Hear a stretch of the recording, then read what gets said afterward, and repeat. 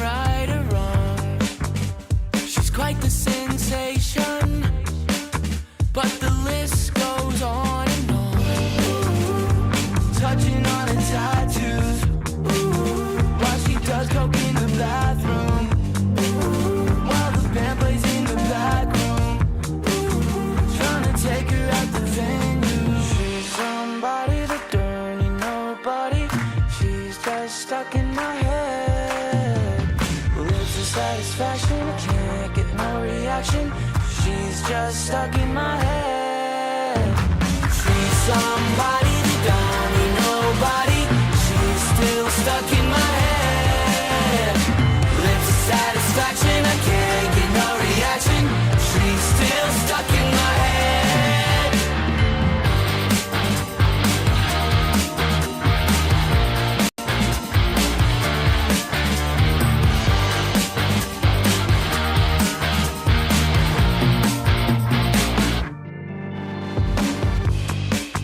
Yeah, I want a conversation, but her body's moving all night long. I should tell her what I'm thinking, but those hips are moving way too fast. She's looking like she doesn't even see me. How do I get this girl's attention? Stage lights are so bright and they're flashing. Think my ego is falling and I'm crashing. She's somebody that don't need nobody. She's still stuck in my head. Lives for satisfaction, I can't get no reaction. She's still stuck in my head. Touching on her tattoos, while she does coke in the bathroom. She's somebody that don't need somebody, that don't need nobody, that don't need somebody. Somebody needs somebody, don't need nobody but her.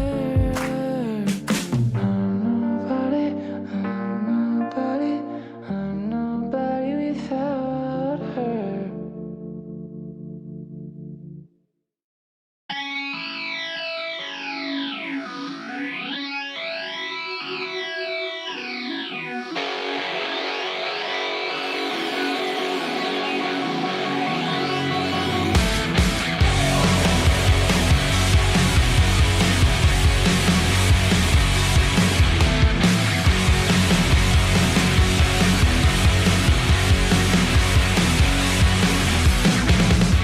Yeah, I got a fever. It's 103. Feel my heart sinking since she left me. Been dreaming about her since she been gone. Was until she walked out the door. I realized I was wrong. Yeah, I got a fever. It's 103. Feel my heart sinking since she left me.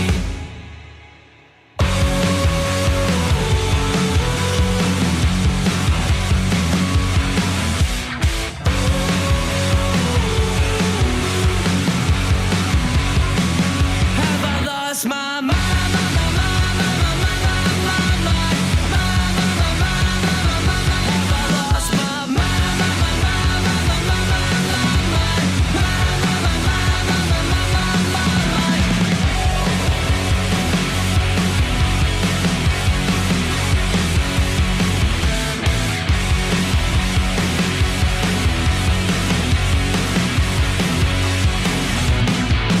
Feels like driving in circles, a never-ending road. Emotion sick to my stomach from losing the one I love. My regrets, they still echo as my head starts to ring. That one love I can't let go. She's the only one who meant something. Yeah, I got a fever, and it's killing me. Constant overthinking about why she left me.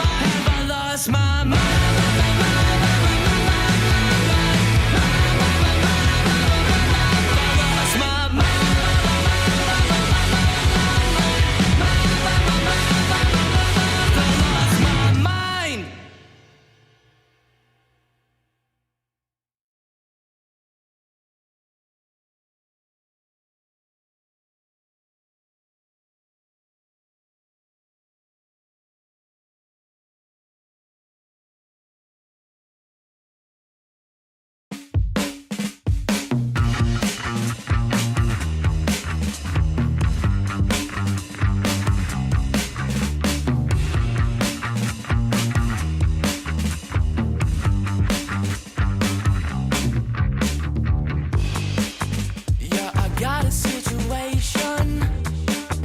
You can tell me if I'm right or wrong. She's quite the sensation, but the list. All right, there we go. There we go. Sorry, guys. I was busy doing ASMR on my Mac because it's like 10 times quieter than my Windows PC. Uh, that is actually why my mic wasn't plugged in. Finally streaming when Nick isn't. Dude, the fucking Nicholas Diorio fucking orbital pull is deathly. Uh, so I need to go to live at like fucking 5 o'clock in the evening. So I need to go live while I'm driving my car. Me crashing live on the fucking highway. How you holding up after this week's storm? There's like one of those guys who writes philosophy books, you know, and he talks about how like never trust the idea that happens when you're inside.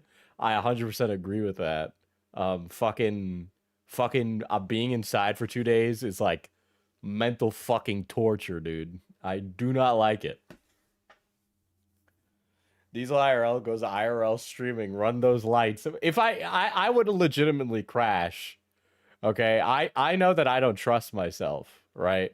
So I wouldn't put myself in such a precarious position, right?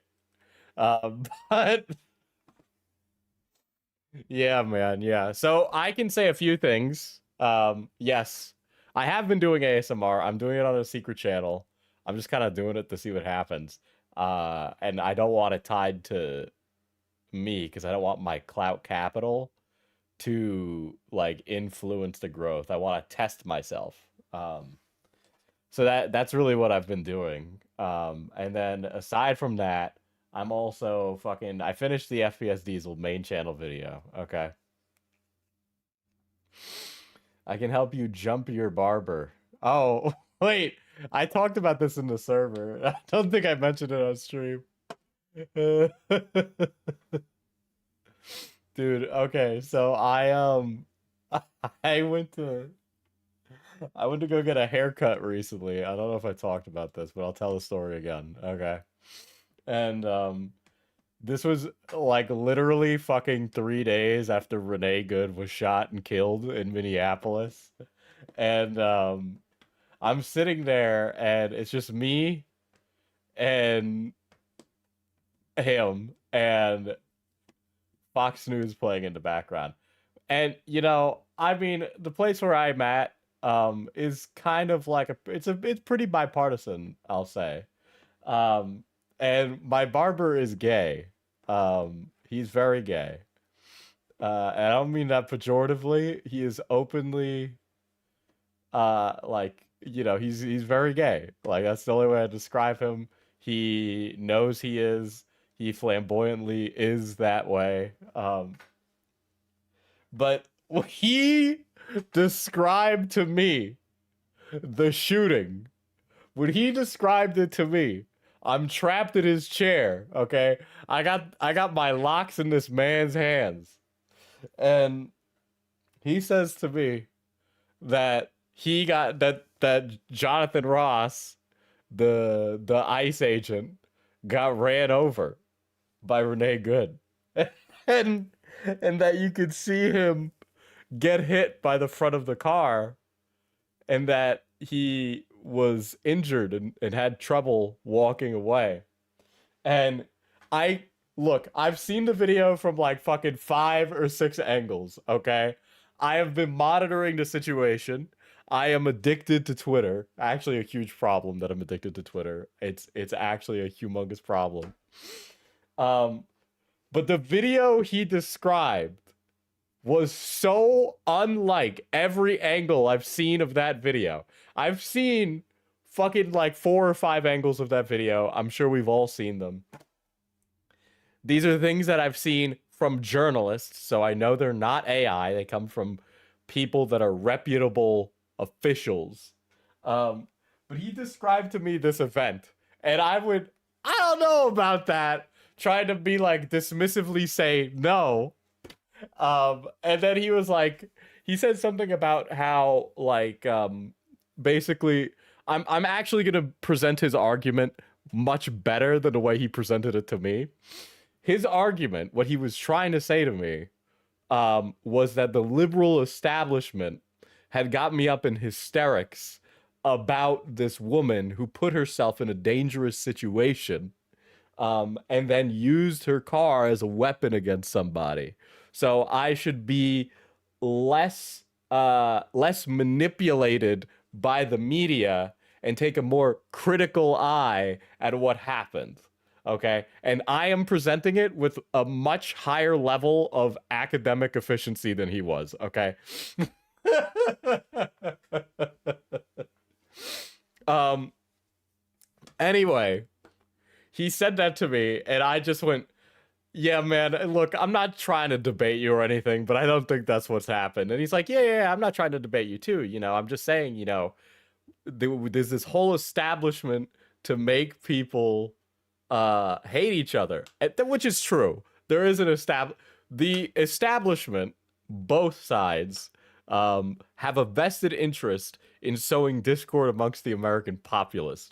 The answer to that isn't hate thy neighbor, by the way, okay? The answer to this is radical empathy. I know that's a lot coming from a drama YouTuber who literally profits off of the lack of empathy that we exhibit for strangers on the internet, but yeah, I was trapped. It was like a cartoon scenario where I was trapped, right? And it's like, if look, the message of it is this.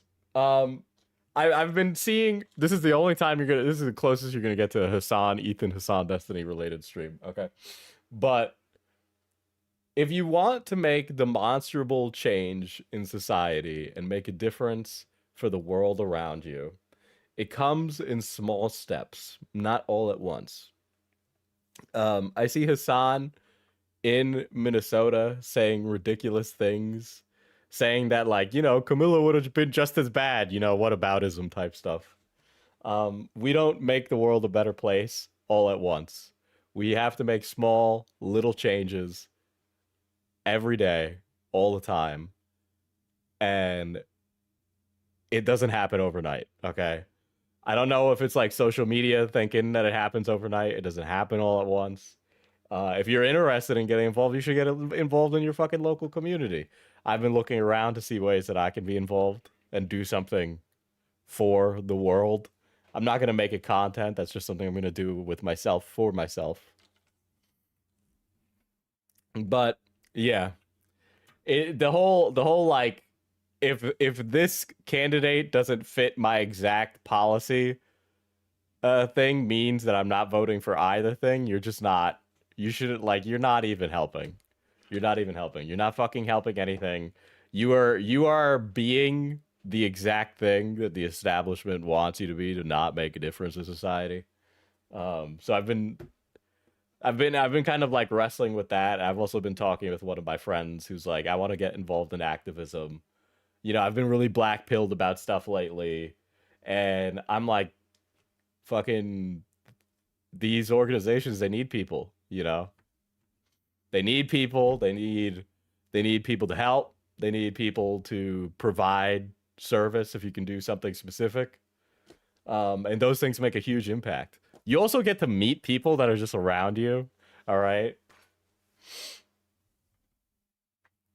A doctor I was deeply uncomfortable with kept calling me princess. I was like 26, mind you, and went off on this type of rant because my government name is Megan, and he compared me to Megan Kelly.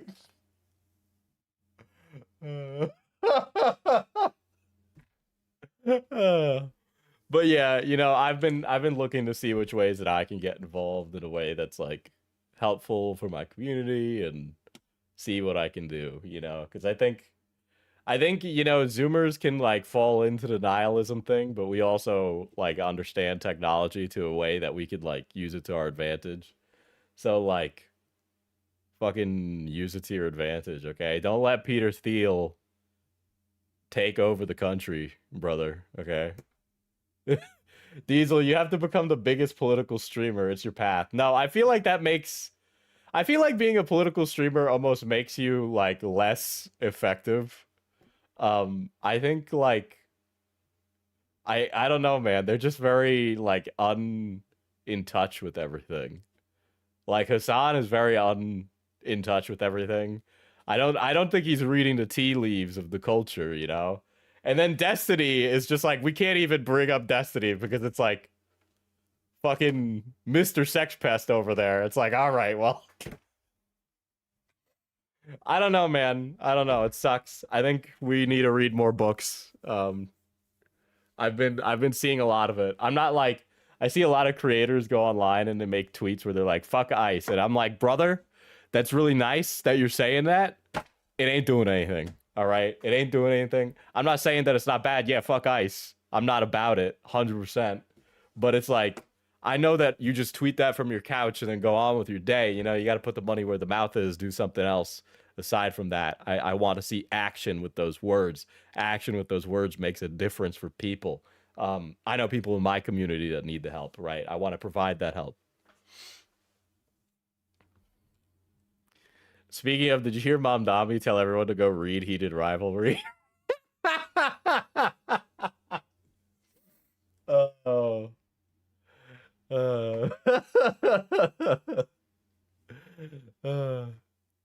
I think the worst performativism is celebrity wears tiny pin that says ice out at Met Gala.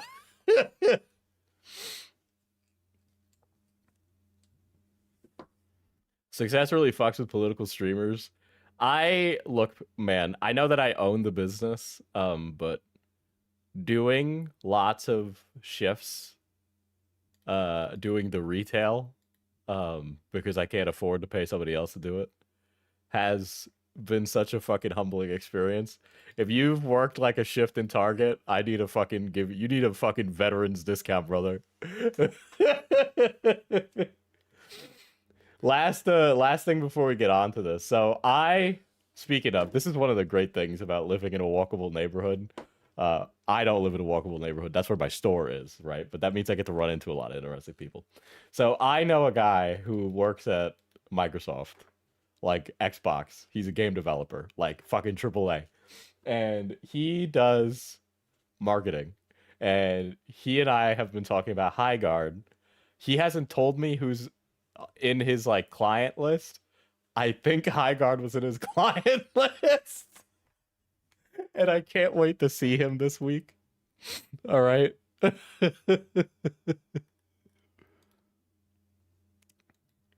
Because look at so Dr. Disrespect, renowned Diddy expert. Renowned Diddy expert. Right? Renowned Diddy expert, Dr. Disrespect. Oh, I think that tweet was taken down. But people thought Dr. Disrespect was brought in on the marketing, but it turns out he fucking lied to get in there, and they just let him in. What's there to gain by lying about getting credentials for the launch event? I don't understand. Says Boyfo with a $5 super chat.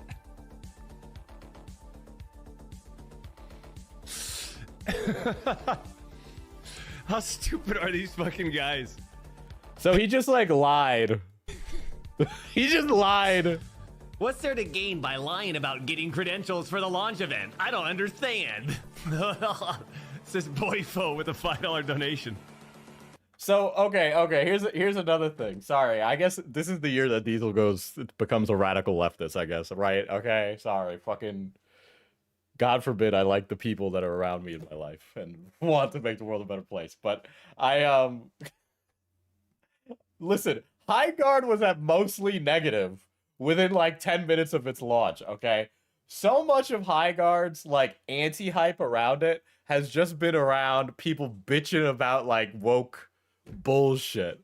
I've heard it's pretty meh terms of gameplay from like actual fucking people who play video games, not people who pretend to play video games and bitch about Killmonger haircuts, right? But I think it is ridiculous that the game comes out, you spend 10 minutes in it, and then you give it a negative review on Steam. Okay?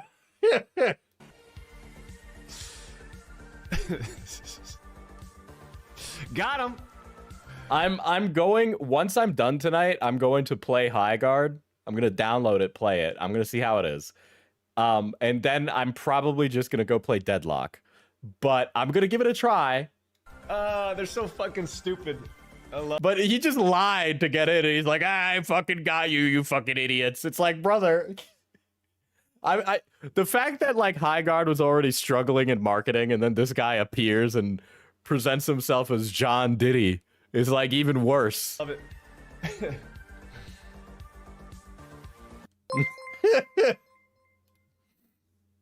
I literally cannot work customer-facing positions anymore. If I have to use my customer service voice again, I will. Be a menace to society. I do not envy it at all. It was like between that and like me being like, I can't live my life off of YouTube chat donations and not getting paid yet in the store because I need to pay my student loans. So again, that was all I talked about on a previous stream when I went looking around in the job market. But I spent like the 3 days in the job market kind of like exploring it to see what all the bitching was about. And now I'm sitting here and I'm going, well, man, I guess I'm just gonna be a content creator until something gives. But yeah, I haven't been hearing many good things about. Did his uni go bankrupt? So if I had stayed at my original school, which doesn't exist anymore, shout out Becker College. If I had stayed there, yeah, they went bankrupt. But I was stupid and I trusted a YouTuber and he said, "You'll be a billionaire, Diesel. You'll be a millionaire." And I said, "Okay." And then I went to film school back home. And then it turns out that going to school out of college and then transferring to a private institution in state is like exorbitantly expensive. So yeah. Listen, man, it's your time to make your big breakthrough as a political streamer. Have you guys seen those other guys? I just picture one of them in your head, okay? I just want you to picture any single one of them. It's a guy, though. You're picturing a guy. He's probably white or ethnically ambiguous. He's not doing too great right now, okay? Hassan, sure. Picture Hassan. Picture Hassan. Picture whichever one you want, all right? What's Vosh up to these days? I don't know. He probably loves fucking Uma Musume. FPS Democrat. No, let's not do this. Guys. Could you guys, dude, I'd be so cooked if I ran for political office. They'd be like, "This man goes online and makes fun of women." And it's like the Snow Bunny mind control thumbnail that I left up. "This man hates women. He hates minorities. Would you vote for him?" Boo, I'd be done, cooked. The moment you listen to a YouTuber, you pretty much cite, yeah. I mean, I'm basically destined to fucking do this little song and dance until I die. Guys, stop trying to convert him. I don't need gooner allegations on my timeline. Would you vote for this man? He's been saying that he jerks off. I mean, that's what Trump ran on. You could win. I don't think the culture is ready. I don't think the liberal establishment is ready for a sexed up queen like me. I don't listen, man. I either got a full send it, okay? I either got a Graham Plattner Momdami Max, but I don't see that happening, okay? I think I might fall down the Cuomo hole by proxy, okay? uh, you have to be an Anthony Weiner. I mean, I've never.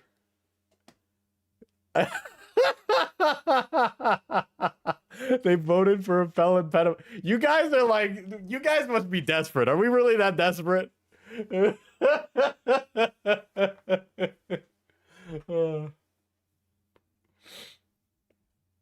God damn.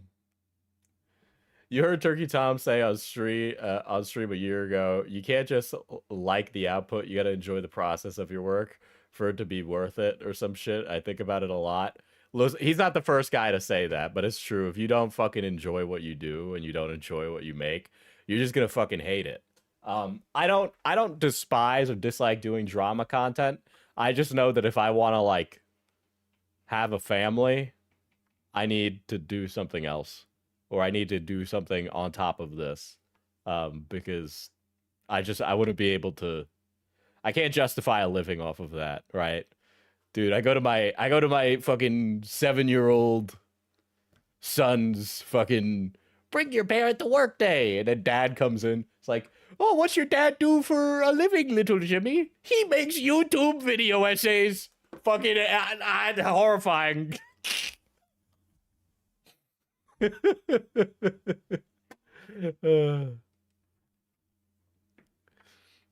Every kid will recognize you. I'd fucking hope not.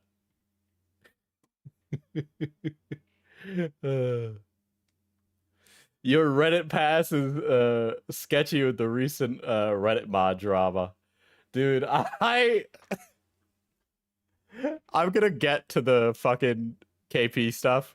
One last thing. I heard about the Weast allegations. And my first reaction to that. Well, first my reaction to that was I just put my head in my hands. But for some of you that don't know, I roomed with Weast back in 2019. Okay.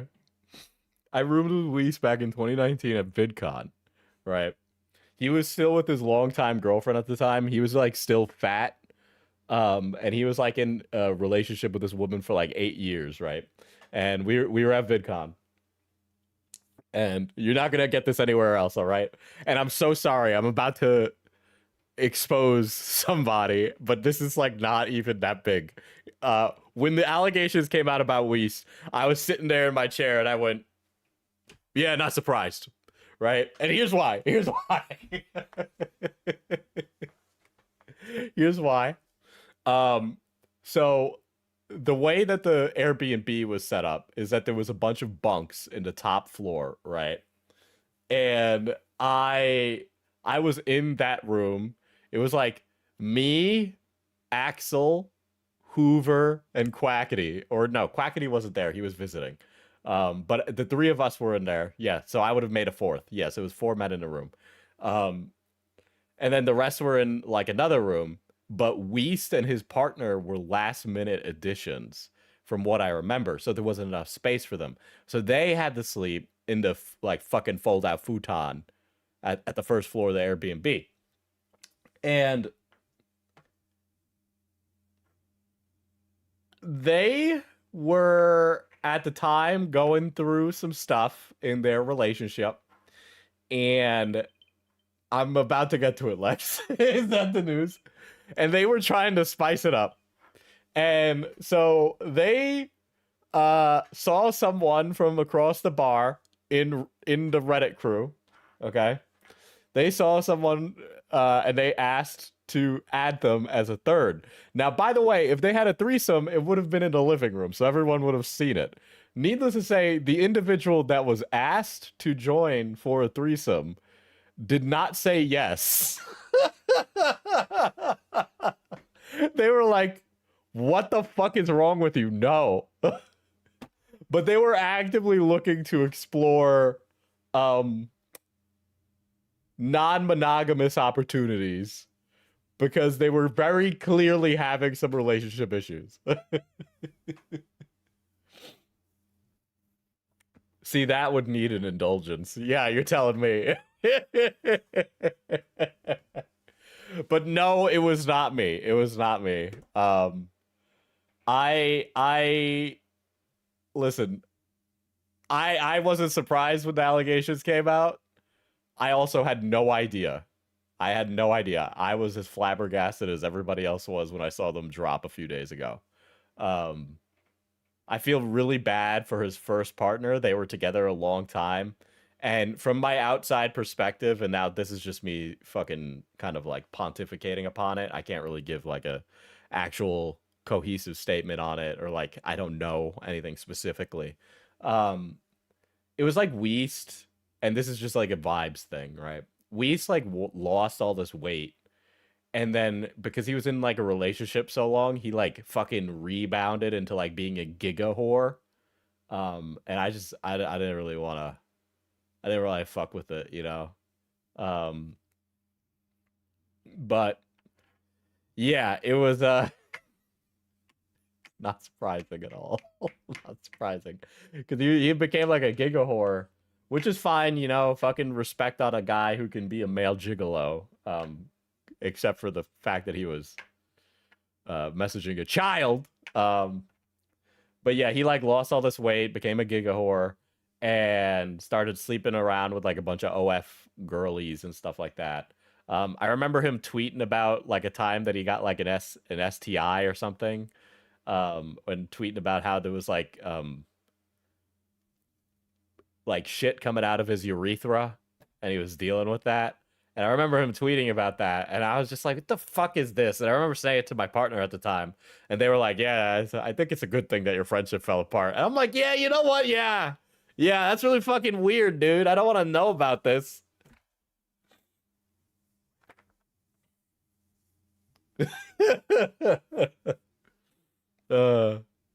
Dude, it's I will say this, it's something about getting famous really young that turns you into like a fucking detestable human being. It's crazy. Whose tweets about having rock cock? Weese's tweets. Wrong time to start eating dinner.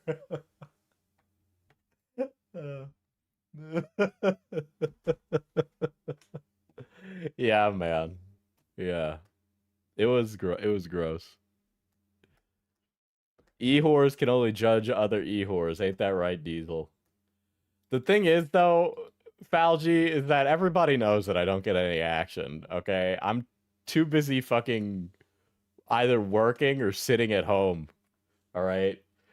These guys are using their fucking Twitch tier 3 subs to fly out a girl with black hair that has a McDonald's uniform for show.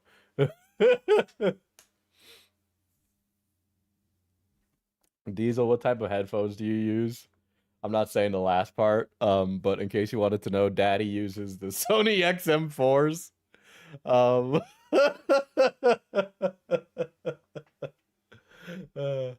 the goth McDonald's BS.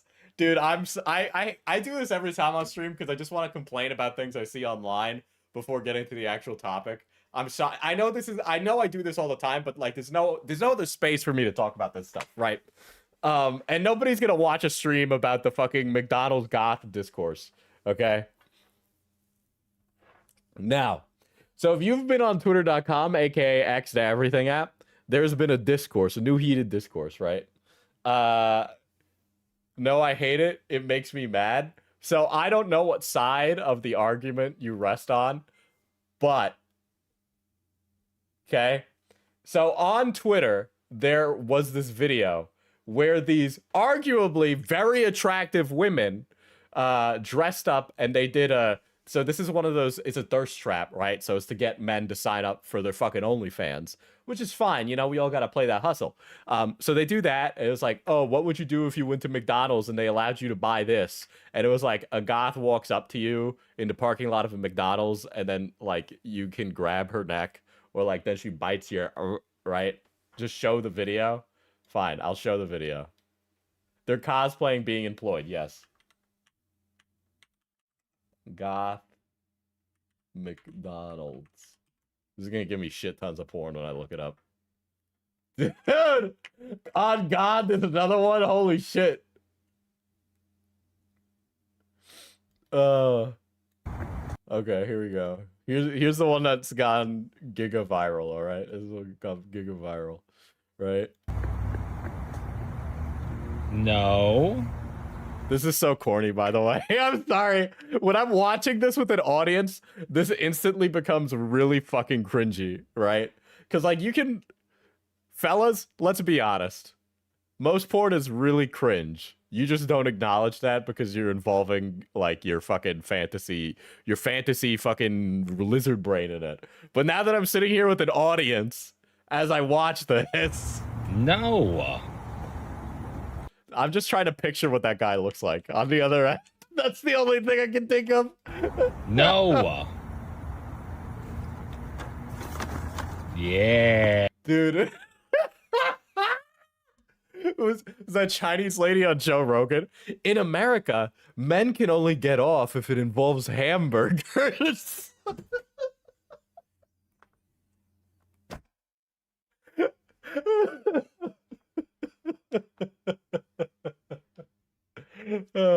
Yeah, probably the most boring white boy holding the camera. Nah, don't be saying that when that motherfucking werewolf got his fucking arm hair running up to his palm. All right, don't you dare.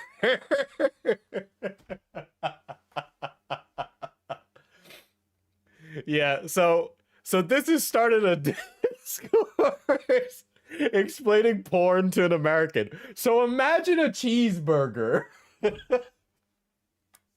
Oh, God.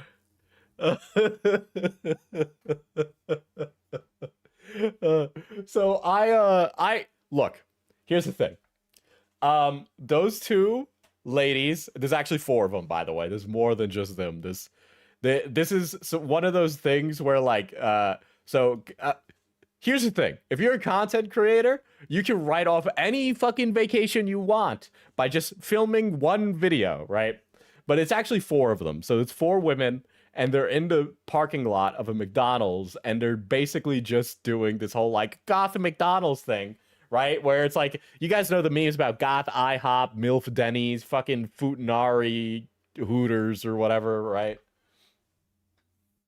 But they did this of their own accord, right? These are grown women that have their own ability to make their own decisions and choices, right?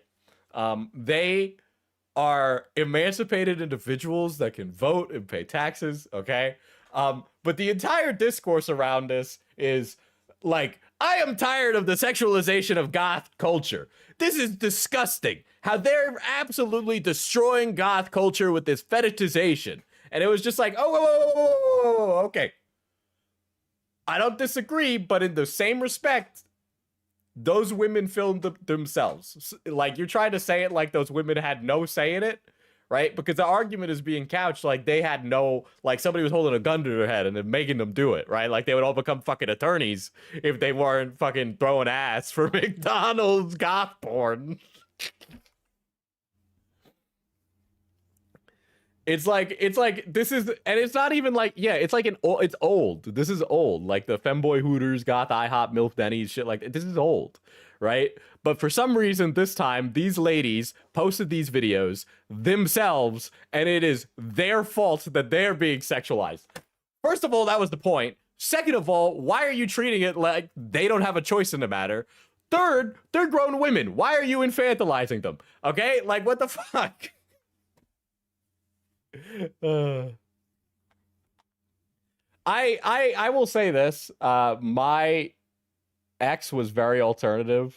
That was not why we started, like why we got together. But like We went to fucking Warped Tour, and there's something like a little bit sexual about like alternative culture. There's a lot of like sexual undertones with all of that. It just exists, you know. And also, yeah, goth isn't the only thing that's become a costume. Everything is a pastiche of itself these days, okay? That's not surprising. Goths aren't the only one. We got a lot of these like fucking guys who wear workwear, but they work in an office. Cowboy core is like really popular right now, but you'd be hard pressed to find a lot of people that are ranchers. Like a lot of these things have become a pastiche of themselves. So the think that only goth culture is under siege by LARPers is like an insanely terminally online thing. These are just ways of people dressing. If you feel comfortable and you feel confident dressing up as a goth person, that's fine, man. You don't need to like partake in every single little bit of the culture. I don't think that's I don't think you really need to in order to enjoy. If you feel confident and happy in the way you dress, you shouldn't be irritated by other people, you know. But yeah, but goth has always rubbed shoulders with fetish and sex worth culture. Yeah, man. Fucking I've known people who work at like sex shops. I've known people who fucking work in dungeons. They're all pretty alternative, dude. They're all pretty alternative. I don't know. It's just there's like this other subsection of the internet that's like, you're not really goth because you listen to bad bands. Or it's like people bitching. It's like, oh, you're alternative, but you listen to Sleep Token. You know they're an industry plant. Oh, you're alternative, but you listen to Ghost. Well, did you know that Ghost is like fucking Scooby Doo music? It's like I gotta listen to like fucking some shitter band in order to be the real version. And somebody's always gonna be bitching and moaning that I don't fit the real requirements for it. But it's I'm sorry, they hop off Ghost Diesel. I've seen Ghost live. I fucking love Ghost. Ghost is great. I know there's Scooby Doo music. I enjoy it. I like the theatrics of it, okay? But yeah, it's just like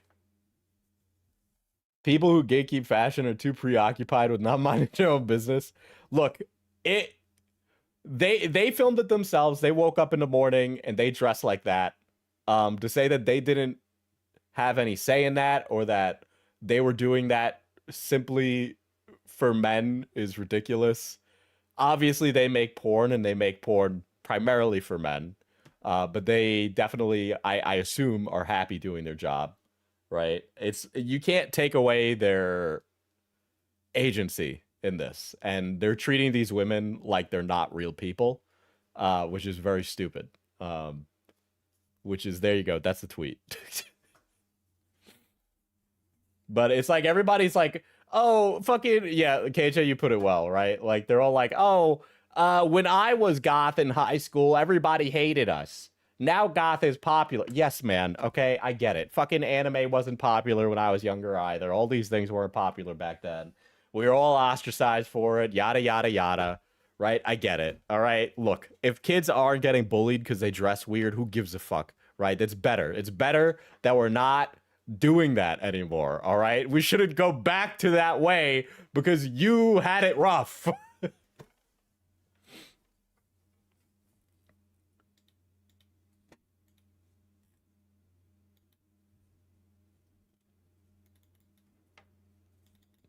Damn, that's crazy.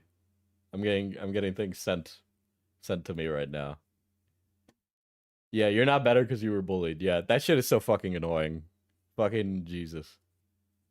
Dude, when I was like fucking 16, I got bullied for wearing Disturbed t-shirts and those big chunky DC shoes. All right. Bro, I was on the fucking football team, so exactly. Now forgive student loans. Diesel becomes a politician. Boom, day one. No student loan. Streamer looks at goth porn live. That's next. Oh my god, the fucking the Carmex went all over my mouth.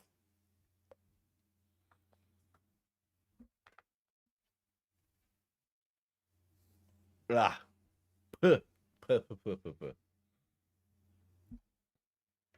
Were you a jock? I tried to be, because I tried to reinvent myself, but like, if anything, I spent all of my high school trying to not be a thespian, and now I'm a 27-year-old lesbian. Speaking of, guys, I'm gonna be 28 tomorrow. Tomorrow's my birthday. You know, I wasn't gonna mention anything, but you know, I'm becoming ancient. All right, Kat, you and I are the same age. Don't even. Anyway, we're gonna get on to talking about white women today. All right, we love this. All right. I one of the things I always think about when I cover KP stuff is how she is like desperately wants to think that every single guy that covers her is secretly infatuated with her as a as an object. Damn, Q, a day early. Okay, thank you.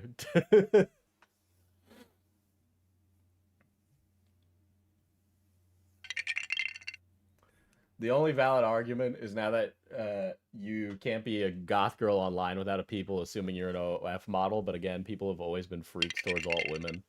There are some accounts that I have seen on Twitter where they're like, I don't have an OF. This is just how I like to dress. But like this constantly met in the like comments being like, please show us Gucci. I will pay you $20. Which honestly, I admire their tenacity to not waver, you know? He for feedy. Happy birthday, Poppy. Wow, that read out way better than I read it. That's crazy. Okay, anyway, we all know who KP is. For the uninitiated, Barbie is like a giga side character in this who's just like an alleged attorney. Maybe they're an attorney, maybe they're not. I mean, look, you spend enough time covering drama, you run into an attorney or two. And I gotta be honest, I don't know, man. I don't know.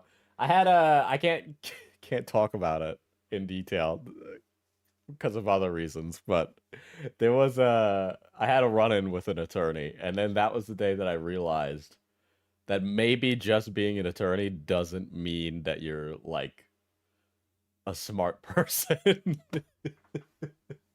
I had somebody giga crash out on me in real life, and they happened to be an attorney. Anyway, I had someone ask me to be their GF for $30 a month. My highest tier is like $25, and for some reason he refused to sign up for it. Happy birthday. Oh, old. Index pointing at the viewer emoji. Neutral face emoji. Index pointing at the viewer. That's crazy how it actually called chat old, actually. Yeah, so Barbie is the one that's like put on blast right now, but really this is like KP's big book of grudges. So like Barbie is a character that's featured in this, but literally everybody is featured in this, okay? Also, this thing is like hilariously definitely helped with AI. It is actually astounding. If there's one thing that's actually annoying about KP, is how much of a like fucking dysfunctional wretch she is. Okay, dude, I like it's honestly disgusting. I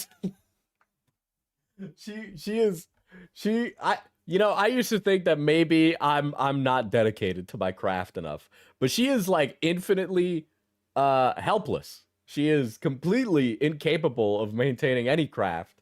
She is dense. She is a dysfunctional squab is a good one. I like that.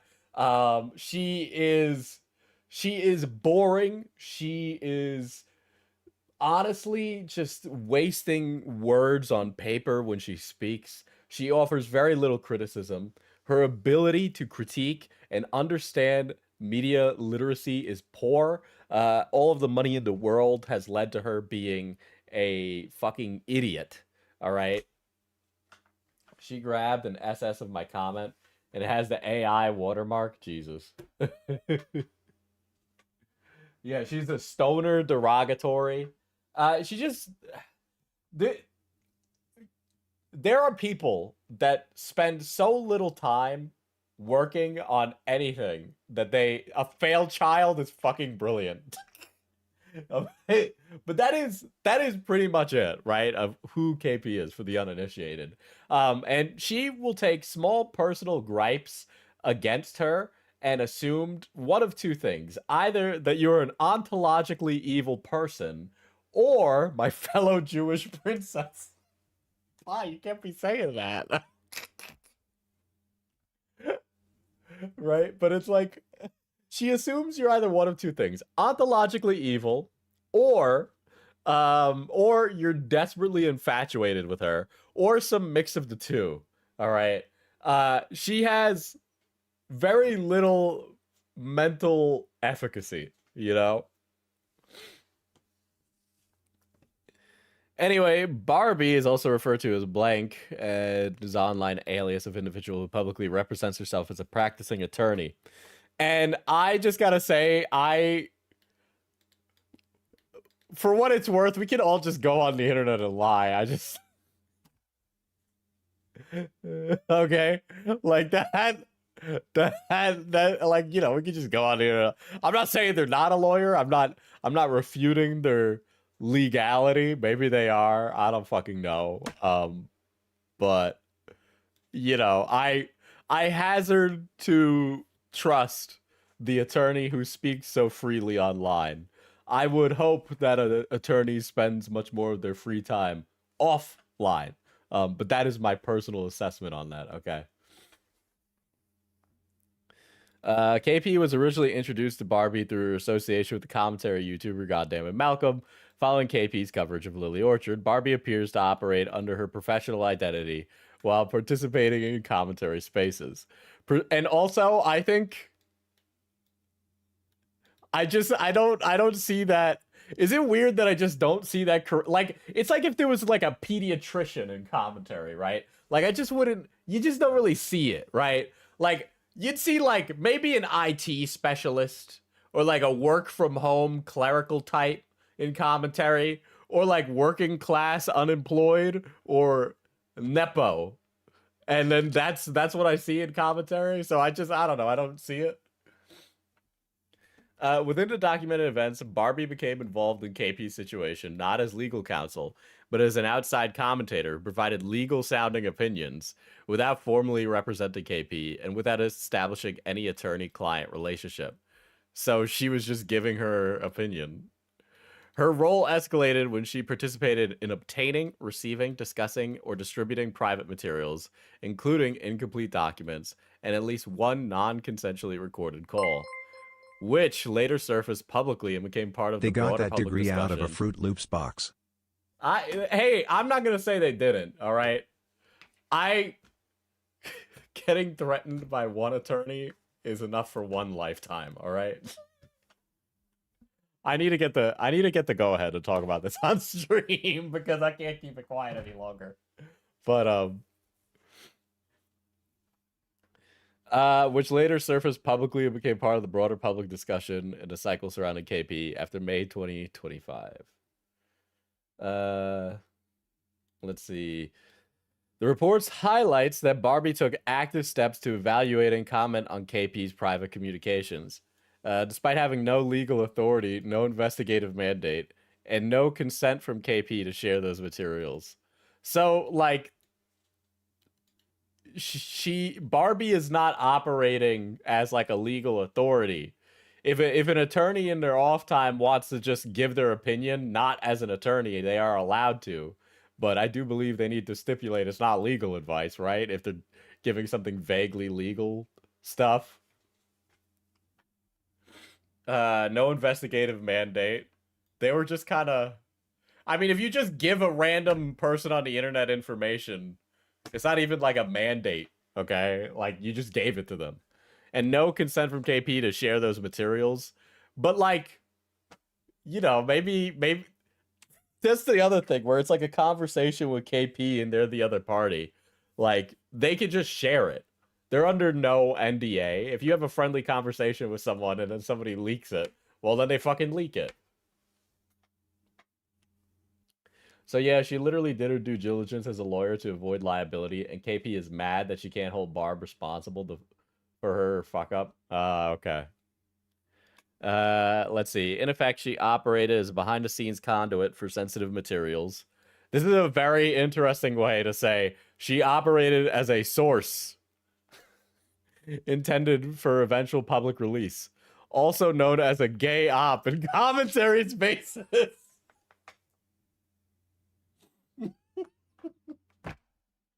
So if Beckett talks to a source and the source freely gives over information to Beckett, that is not a gay op. You are just an idiot who is just sharing information with anybody. If you meet somebody for the first time and then you immediately start saying important, sensitive information to them, and they turn around and they post it online publicly, whose fault is that? That's yours. All right? You just don't trust any stranger ever, okay? Like, just don't. Like, what? It's not even a gay op, okay? Again, like, Barbie would need to be deliberately lying about her intentions with you. And then even more than that, there would have to be like an apparatus of people around you all two-timing you. So, confirmed by a friend of KP's, KP did the DMCA with the intention of getting docs information. So, hi, Rachel. So, here's the thing, right? Where it's like, you can't just... And by the way, she's like committing perjury every time she falsely files a DMCA, all right? If people have the capital, you can 110% take KP to court for this, okay? You could trap this fucking idiot Nepo baby in fucking litigious paperwork for the next fucking 5 to 10 years, okay? Please, please, I'm begging one of you to just do that.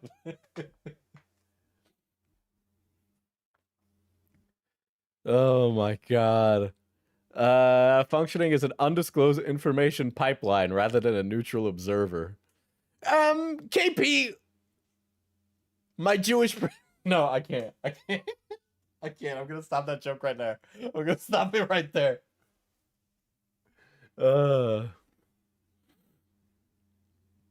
Barbie's involvement materially contributed to the spread of leaked, confidential, and unlawfully attained content, and her statements were repeatedly framed with the authority of someone offering legal evaluation, despite no formal role, duty of care, or procedural legitimacy. So I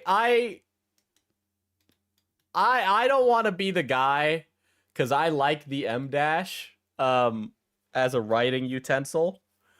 But dare I say it, the amount of M dashes in this precedes your lack of knowledge with the English language. So I would hazard a guess to say that your use of the M dash is by way of ChatGPT and not by way of actual knowledgeable use of such material in a paper, as it were. So that is my assessment of that, right? So I do know that this got like a AI rating of like fucking, what was it?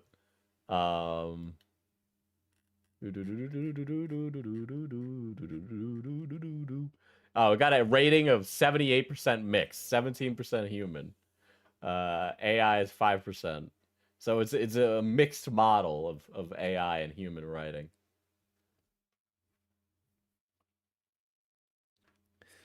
Summary of the issues identified. You know, it'd be really funny if I highlighted this and it showed the unredacted name.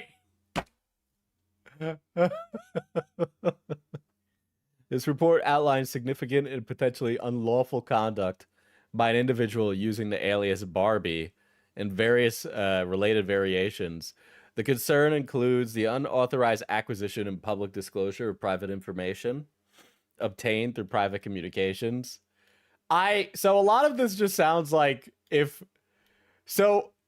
is like when fucking OpenAI was going after all those whistleblowers and subpoenaing them for information. You sound like the villain, all right? This sounds like villain behavior.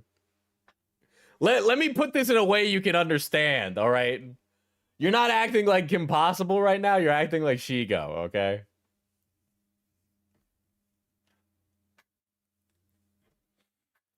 So here's all the things she violated.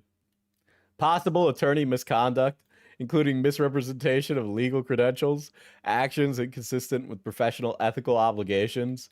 So does she contact the bar association related to this Barbie figure? Does she go, because this sounds like that's what she's doing.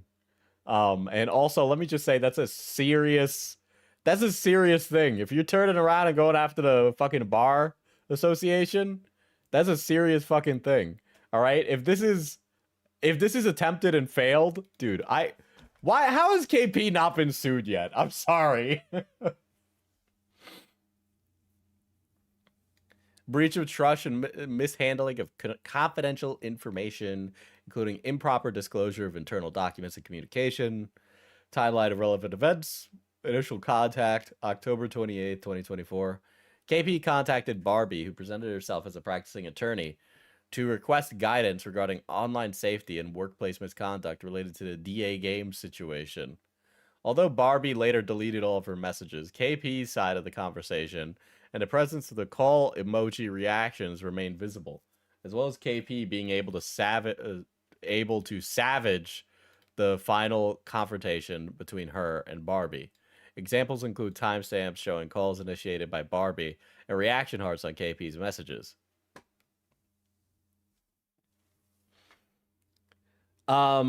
So why are you writing in the third person, KP? Could you imagine KP outsources this to slave labor instead of writing it herself, and that's why it's written in the third person, not even that it's AI?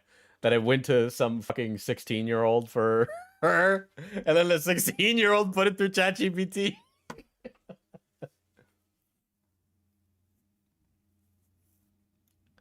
If I am to hazard a guess, the family has covered her ass and cleaned up her messes for a while. I've had relatives do that for other idiot relatives. We need to normalize not doing that, actually. Bro, she sent it to Lorenzo in the Philippines. Who the fuck is that? Hey, can we talk? Sure, what's up? Let me be blunt. Are you gonna be honest with me when I ask about something? Yeah.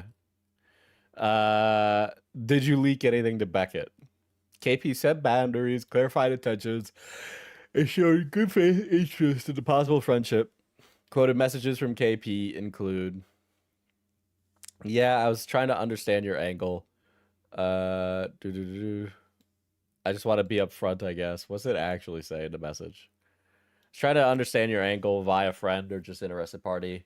I know we met through Malcolm, and he has thoughts on the situation I have not seen, because I don't have the emotional bandwidth to, but I want to be upfront, I guess. I'm sorry, lady. Why is it always on her terms? Like, she could go start a fucking grease fire and then go, oh my god, I don't have the emotional bandwidth for this. Like, you gotta at least ride it out, okay? Jar's cheap editor, Diesel. Oh, sorry. Goddamn. I'm sorry. You know what? Fuck these people. I hate these people. Jar's child slave. I hate these people. Okay. I obviously can't pay like fucking boohoo bucks for fucking editors. I spend a lot of time editing things myself. But I mean, we all know, I'm sure Jar has said it, that he likes that guy because he's cheap and he can afford to not pay him a lot. You know, and that's just wrong. Honestly, that's just wrong. Like humanly wrong. It's nice to know that Jar was, you know, Jar's like shit, rubbing his hands together, being like, "Yeah, I shot another liberal. Don't worry, Jar, you're too autistic. Okay, not only would ICE not take you, actually,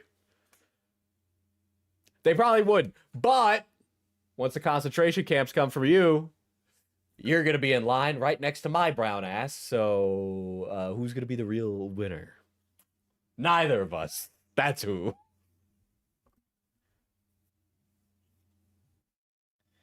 Let's see. I'm open to friendship, and you seem pretty cool, and legal advice is always helpful. But I didn't want to assume or overstep. I just want to make sure we're on mutual levels. I understand that people see me in a dumb fangirl archetype.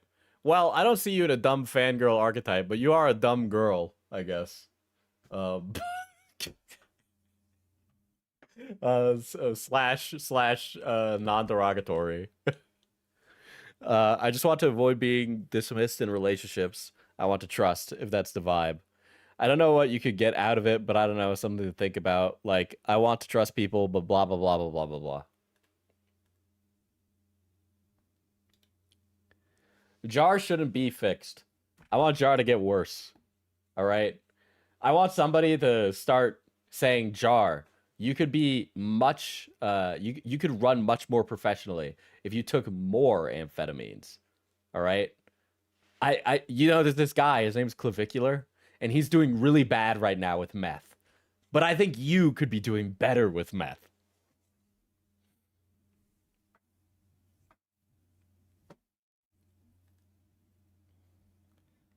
Sharing of confidential project material. KP referred to having an early draft of her upcoming response video, V2 script transcript with Barbie for feedback.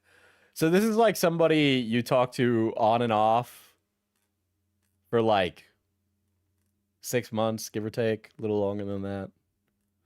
I assume now at this rate you might as well wait until the video comes out, maybe in 2 to 3 weeks. I already recorded it. I don't mind letting you the audio once it's edited, I guess. I'm having a paranoid leaking. Sorry, brain has just been a fog. It's because you've been high all the time. I'll shoot you V2 when it's ready, working on set of notes right now. It's kind of like however long it takes vibe, honestly. Rather get it right than just get it out. The document was private and locked. Only 2 other people had access to it. Listen. 2 people is stretching it. You give a document to 3 people, the third party, second individual who received the script is a private friend of KP's from well before she entered public work. All right.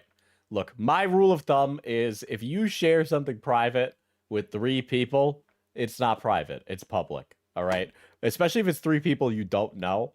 It's going to get out there, okay? Especially if it's related to stuff like this. Like this kind of drama stuff, you either play it very close to the chest or you fucking don't play it at all, all right? If you're like, I'm worried about it leaking, stop giving it to so many fucking people, right? Like it's just like fucking, oh, look, I've got these very malicious looking DMs. Would you like to take a look at it? But don't share it.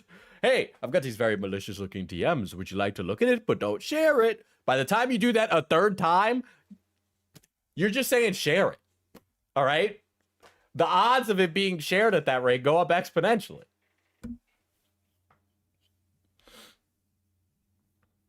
He is not involved in creator communities and lacks any knowledge of the individuals central to the situation.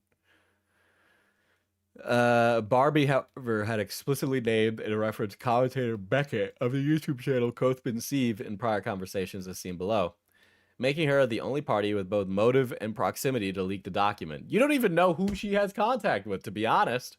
You don't really know this person.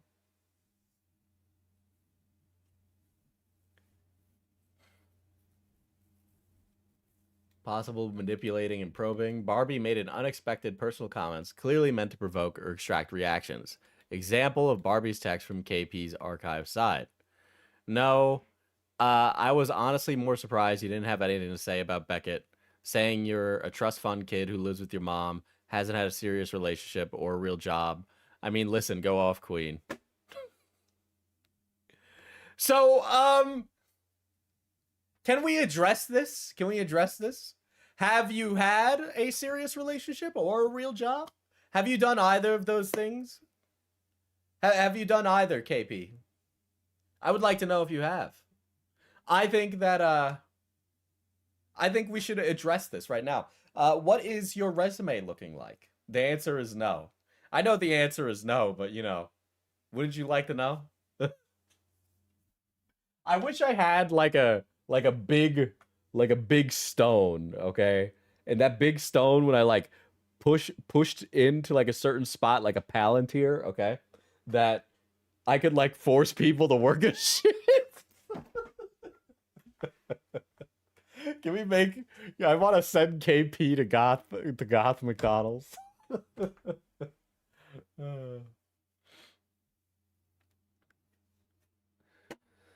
Ay. It's unclear if Barbie was inquiring about unfire. God damn. Ugh. Whenever I turn on these lights and it's like really hot in here, I like yawn a lot and I get eepy. Chat, I'm very eepy. All right, let me go fill up my water. I'm a thirsty guy. All right. Where would you make me work? That's a good question. Happy early birthday, Diesel. Use this to Happy treat early yourself birthday, to Diesel. something Use nice, this to treat or yourself to to help something pay nice, your or to rent. help pay rent. Your choice. You know what? The good thing is that I live at home. The bad thing is that my student loans are the cost of a rent of renting.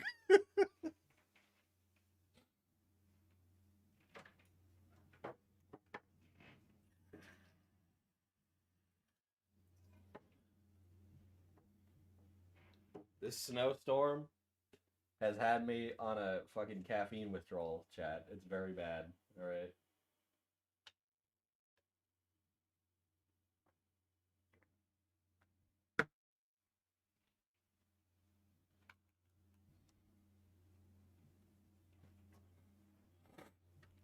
These will check your DMs.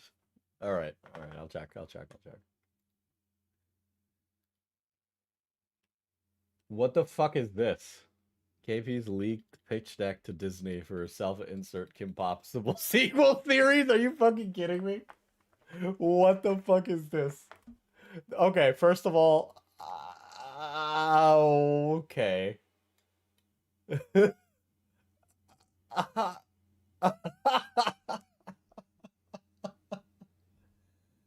Okay. Okay. So wow. Can we there's like a video attached to this, but clearly we don't have that. Oh my god, hold on. Part 2, Kim Possible's cultural impact.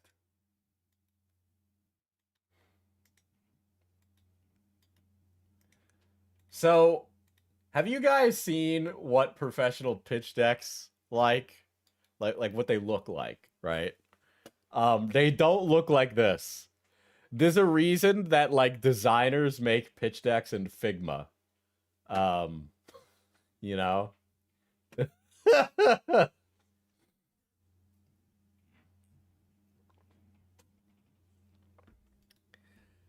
This is so fucking amateur. You wouldn't even get in a room with this. Like you literally wouldn't get in a room with this. Shigo, still sarcastic, sharp, and protective. Wit aged like fine wine. All right. I'm going to say something probably... This might be controversial. I think that fans shouldn't always be the ones to run creative remakes, remasters, or continuations of series, okay? I think fans don't know what they want a lot of the time, and we don't want... What if we had Kim Possible again? All right? Diesel canceled on Star Wars Twitter. Yeah, of course. We know that I was targeting the Star Wars fandom, but yes. Yes. All right.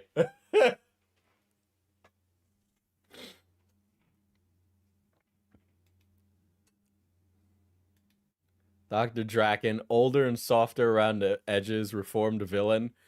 The MS Paint, like making them older with gray streaks is insane, by the way. Insane work. Yeah,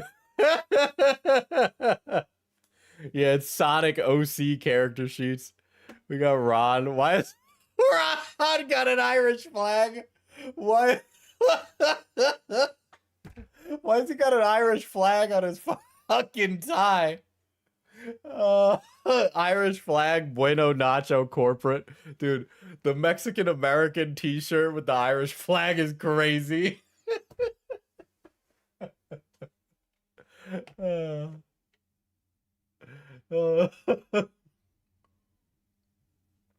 Yeah, but now he's like a big manager, you know? It looks Italian. Guys, it's not the Italian flag. That's not the Italian flag.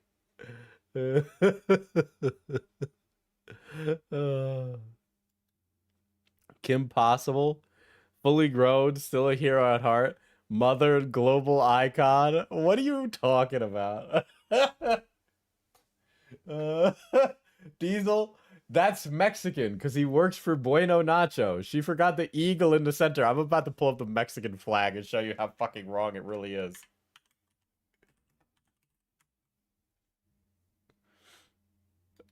The colors are just wrong. It's not the correct colors. All right? Fucking Mexican flag is green, white, red. All right? Ron, where is it? These are all named the same thing.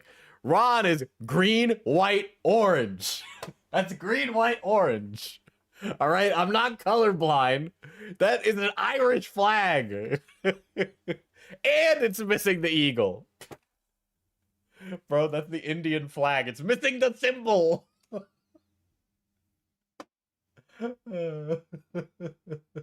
That's red. No, you're fucking lying to me if that's red. That is clearly orange. I'm about to put this in Photoshop and get a fucking pixel peek at this right now. It's a red, boss. Guys, I'm not fucking colorblind and this is a new color accurate screen, okay? That's orange. Put it in the color thing. Fine, I'll put it in a color thing. We'll put it in a fucking color thing. All right? Hold on.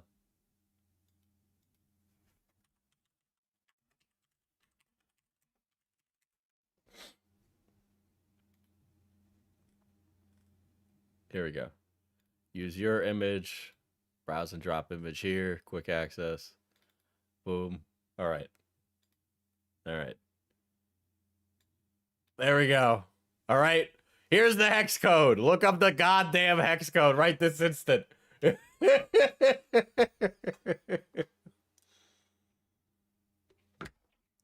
Already arguing about the Thai discourse for the show will be great. Go over to the red on the sleeve. And that is different. It's the color of refried beans.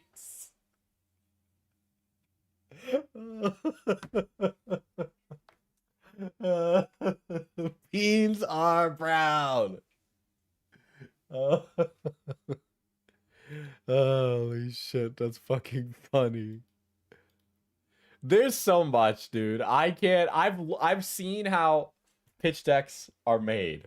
Okay, I know how you make pitch decks. It's a thing that you don't learn in film school because they don't teach it to you, but I went and learned these things on my own time, right? But this is crazy. Kim Possible's cultural impact. I saw her deep dive and then introduce KP to my younger sibling. Now we both rewatch. What is this, an AI tweet? Fucking an AI tweet? Oh, yes. The zenith of the Kim Possible fandom is I love Kim Possible a lot. You know, I'm fucking insane, dude. This fucking weirdo has weaseled her way into the industry in like the strangest way, where she knows all of these people. She's an absolute. You know how much of a failure she is to have so much possibility for nepotism and so many connections, and for her to still flounder out of it and fall apart. It is actually astounding how poorly she's played her cards. She's basically the voice of this fandom. I started watching her vids in 2014 and I'm still here. Tumblr fan journal 27. Who the fuck is this for? What, are you trying to pitch them on your show or your video essays? Her breakdown of the graduation scene brought me back to KP for the first time in years. So me getting every nice thing somebody has ever said about me. Here's why you should hire me. Random guy on Twitter. This guy's pretty good. I really like his opinions. Yeah, this guy's all right. You know, he's pretty handsome too. Yeah, he's got a lot of hireable traits. Yeah, if I was a Fortune 500 company, I'd hire him.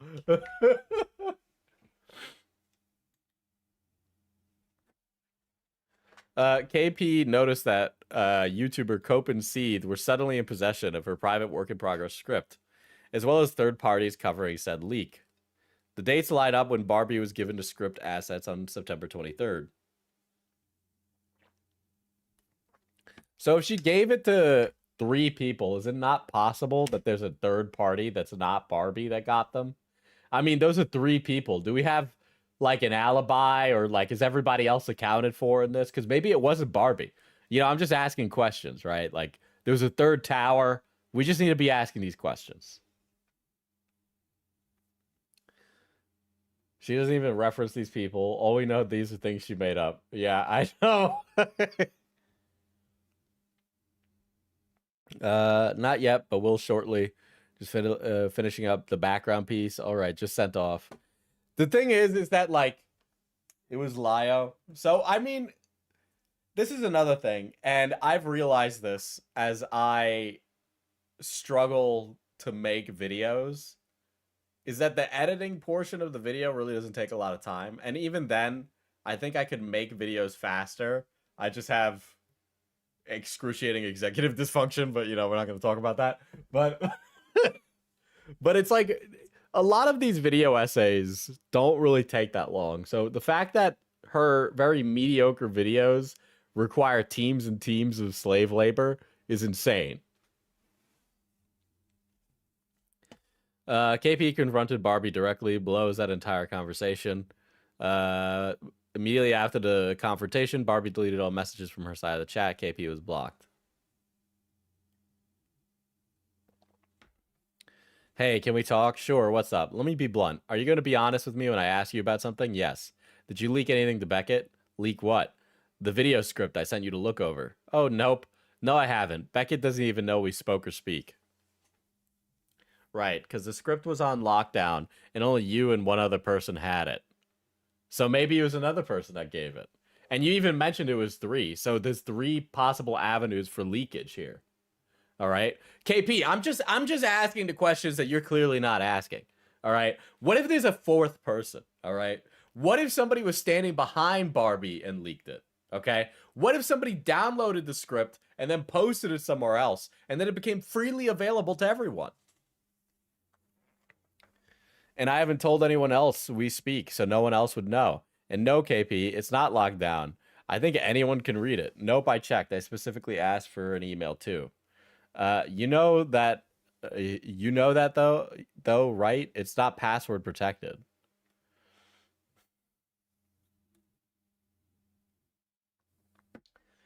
Chat, what you don't know is that Diesel has plutophobia. I don't know what that means. Does that mean I'm afraid of tiny planets? Am I anti-Pluto as a planet? Look it up. That color is called Desert Pearl. It's the fear of money. Cat, I'm trying to change that in 2026, all right? Do you think she'll lose her channel? I think she broke TOS by using DMCA information the way she has. Well, first of all, even her doing that is committing perjury. Second of all, the fact that YouTube doesn't, like, you know, smash down people when they do that stuff is telling. KP is not the first person to abuse the system. She should get reprimanded in some regards. She should get a community guideline strike, something, anything. But the reality is that nothing ever does happen. You know, YouTube doesn't care. Yeah, which is a shame. Because that is a gross violation of the system. A gross violation of the legal system. But, you know, we're not even going to fucking talk about that. One thing at a time. Sorry, guys. Neil Mohan needs to add more AI to the platform.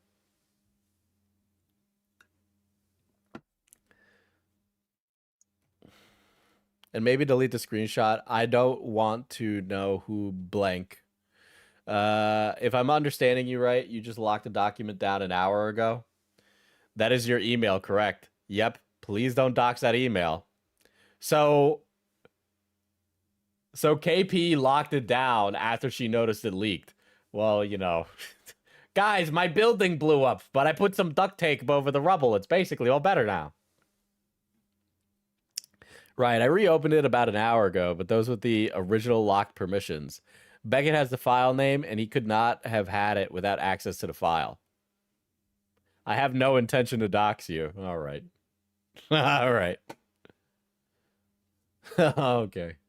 I know everyone keeps insisting I'm dumb, but I'm not as dumb as they think they are. as they think. You are dumb. You're an idiot. You're a fucking moron. I actually find it. I am disgusted. Okay, I've taken bowel movements with more intellectual continuity than you. Okay. Barbie's behavior is consistent with panic following the discovery of misconduct. Not only is it damning for any individual to scrub messages or delete evidence once their conduct is questioned. Okay, first of all, you have a history of doxing. Okay. 2, they ask you, please don't dox me. I wouldn't be surprised if they deleted the messages because they were afraid you were going to dox them. All right. So someone doing, like, correlation does not equal causation, right? Because they deleted the messages does not mean they deleted the messages because they were gay opping you, right? Nah, Barbie did this for random apologies. She's a spurg. Yeah, so she could have just done it because she was fucking tweaking, okay?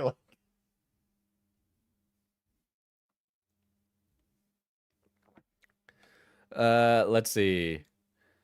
But from attorney's perspective, it's especially serious and raises immediate professional red flags. Guys, let's everybody sit down and listen. A white girl who's never had a job is gotta speak up, all right? Attorneys are required to preserve records and avoid destroying or altering relevant material. What the fuck? What the fuck? There's no legal case around this. Guys, if you're a fucking attorney, you can't fucking shred anything ever, guys. Maintain honesty and transparency in investigative or disciplinary inquiries. What, you don't even know how to read these things. You have a fucking 5th grade reading level. What are you on about? And uphold a higher standard of integrity than non-lawyers. The preamble of the American Bar Association rules. Deleting communications during dispute creates an appearance of obstructing an investigation and conduct prohibited under Rule 8.4D and significantly complicates any bar. Fucking, let's lock KP in a room with a bar entry exam and see what happens. Okay, let's see if you really understand the material of which you're quoting right now. Okay, let's put you a fucking 2B pencil, okay, and a bar entry exam and see what happens.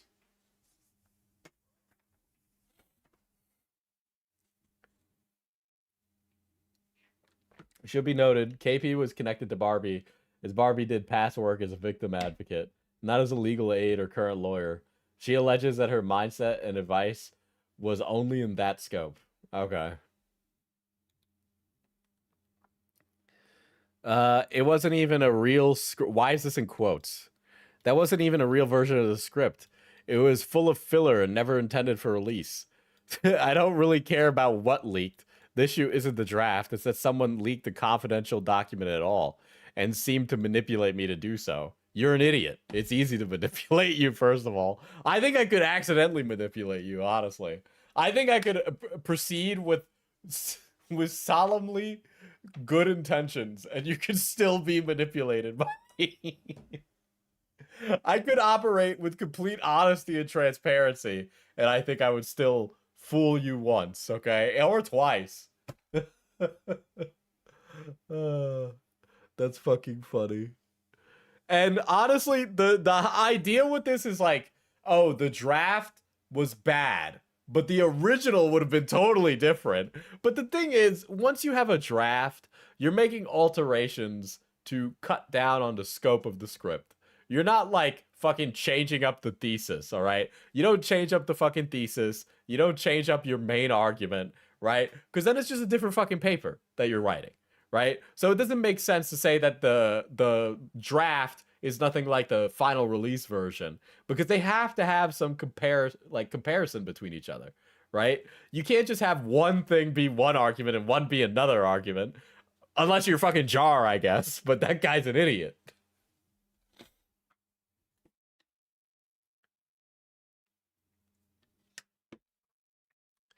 Discovery of unauthorized recordings.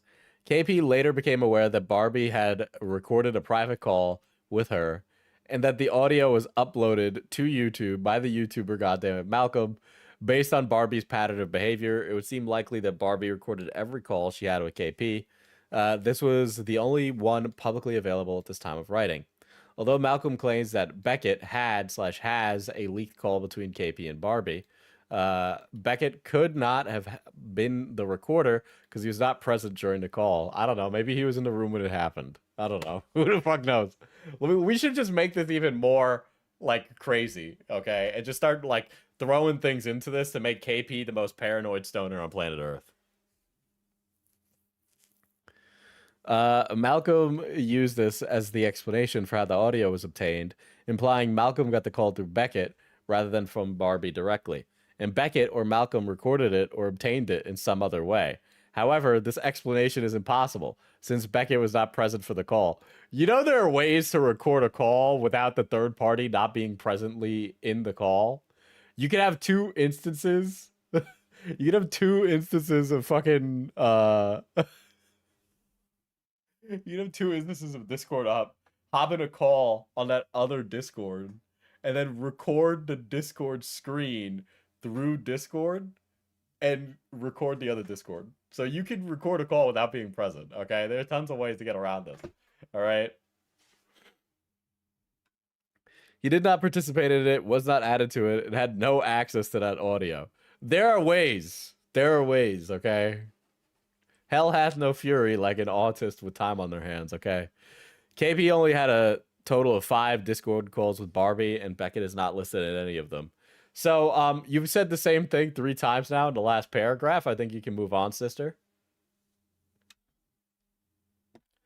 Bro, imagine being unemployed your whole 32 years of life. Crazy to live that long and have no employment.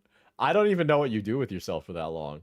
Like, you know, for the first like 23 years, you're pretty set. But then don't you get bored by the time you're like 24? I think you're like, all right, I'm done with this whole boring shit. I think Beckett denied supplying the call to Malcolm, but admitted that he probably would have if asked. I obviously haven't asked Beckett about this because all we do in our DMs is flirt with each other and talk about video games. But I do agree with that assessment. I do believe that that is a true retelling. I don't think Beckett supplied it. You flirt back with Beckett? Okay, I get it. I see where are we at.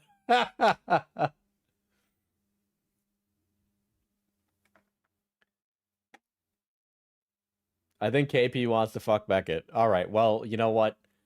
An unemployed snow bunny needs to get in line because this Latino king needs to get his first shot.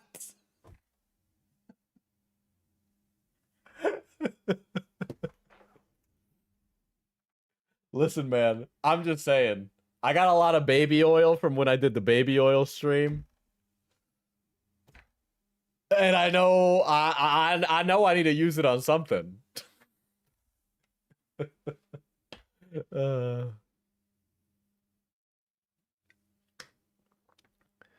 Sorry, on D&D, didn't notice one moment, and then they have a call.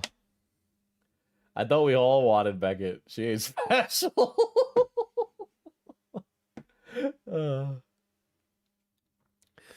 There's no known documentation or supporting evidence of KP, Barbie, and Beckett having a 3-way group call together. Who the fuck wrote this? Do you have fucking dementia? Why do you keep mentioning this? I know Beckett wasn't present.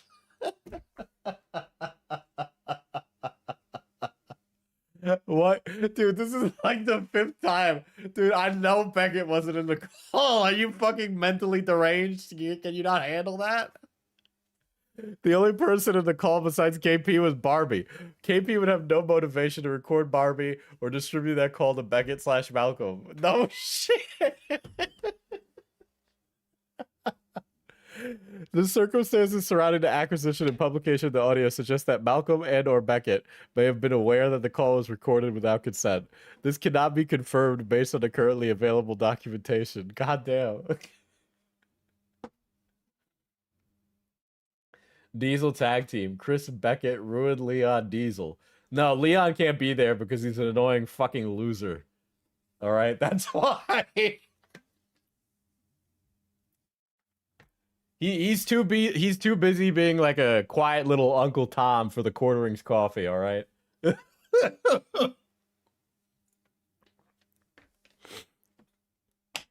Malcolm's explanation is seemingly a deflection meant to shield Barbie legally, but the basic logistics do not support it. A person cannot share a call they were never in.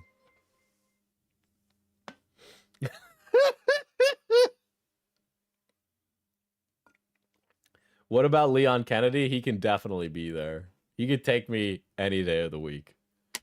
Hey, Oshi, do you think Beckett was in the call? I do. Beckett was in the call. He was in the room when it happened. Guys, come on. Malcolm's explanation is seemingly a deflection. This is especially damning based on Malcolm's earlier statements. But by the way, I had never had any intentions of being rude about any other streamer. Every time I have said something rude about a streamer, they have said something rude about me first with zero reason behind it, which is why I have no qualms about that with Ruined Leon. He's a bitch-made loser who won't stand on any of his own beliefs. He wrongfully and with no reason whatsoever said I was a pedophile based solely on looks alone when he's black as hell and he was talking about that because I'm fucking brown. I don't know fucking why. All right? So no, I don't like him.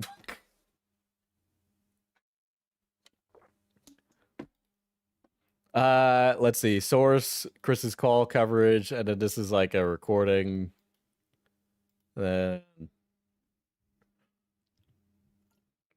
Recording someone without their explicit knowledge, I think it's a shitty thing to do. You guys also occasionally illegal, depending on where you live. Doing snake shit is not a good way to conduct yourself because you ruin your own credibility. Word to the wise. If I ever find out somebody's doing this, you will never catch me talking to them anywhere but public because that's rat shit. Based on the publicly available information, either Malcolm was misled by Beckett about how the recording was obtained, or he was aware of the circumstances to choose and use the material anyway.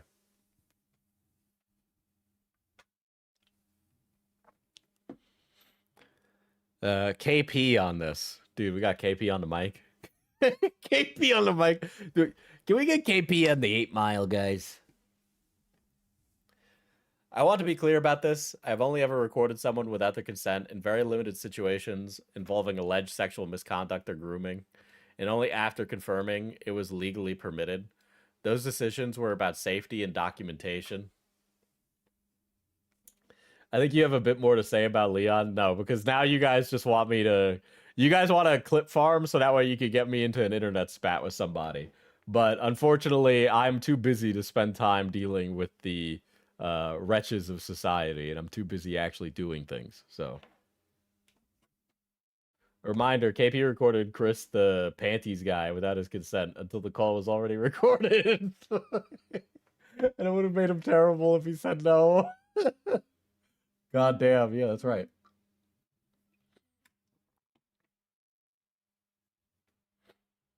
I don't have full insight into how the recording was acquired, and I don't have enough information to understand the motive further. My actions throughout this process have been guided by a desire to protect myself, create an accurate record, and seek accountability where appropriate, not to retaliate or escalate. I do want to give Malcolm the benefit of the doubt and assume he didn't know the details about the acquisition of the call, but I don't have access to all the private discussions informing those decisions. I purposefully not sent DMCAs against him specifically because he seems not to know the nature of the leaks. Time will tell, I guess, once this goes public. Diesel, did you hear what Quandale Dingle said about you? That meme is dead as hell. That's another thing. I'll have chatters come in here and they're like, Diesel, did you see what so-and-so said about you? It's like, no. I don't particularly care. Quandale Dingle is not a real person. That is... Before we all go looking for the Quandale Dingle beef.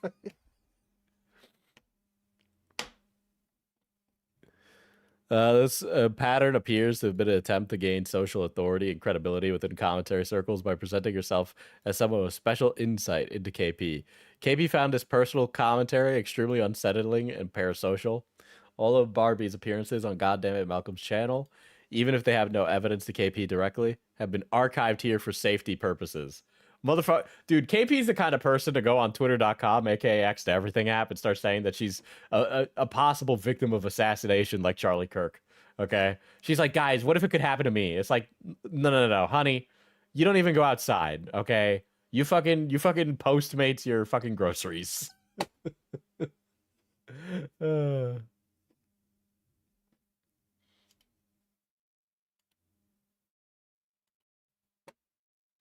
People be messaging me today. Dude, the John Pork allegations are just really haunting. You're right. You're right. I honestly thought John Pork was a stand-up guy. And then it's crazy to hear that he was friends with Epstein. I just wasn't expecting it, you know. Identification concerns. Although this report does not or will not disclose the suspected individual's identity over safety and legal concerns, KP observes specific circumstantial clues in Barbie's statements in public and private that point to a singular match to her real-life identity. What? Wow, that's fucking weird.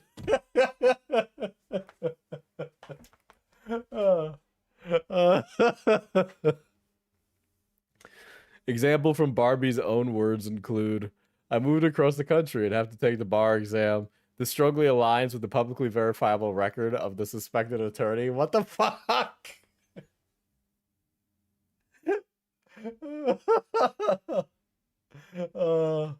That's crazy. That's fucking weird. Implying prior knowledge that the raw recording possibly contained personal identifiable information belonging to Barbie, and that he intentionally obscured this detail while distributing the audio. Oh, God forbid they didn't include the fucking doxable audio.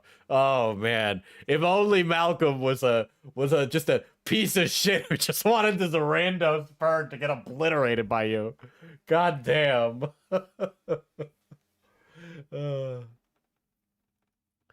Additional legal context. It's also relevant to note that at the time of the recording, the individual might have made the recordings when residing in a jurisdiction that requires all-party consent for recordings. If the recording was made without the consent of all participants while physically located in such a state, that could raise independent legal concerns, regardless of where the recording was later shared or discussed. This report does not determine the intent or legality concisely, but the flags the jurisdictional issue as the material consideration would invalidate. Yeah, I know you don't fucking write like this, KP. I know you don't write like this, all right? We got a lot of 6-syllable words in these statements, all right?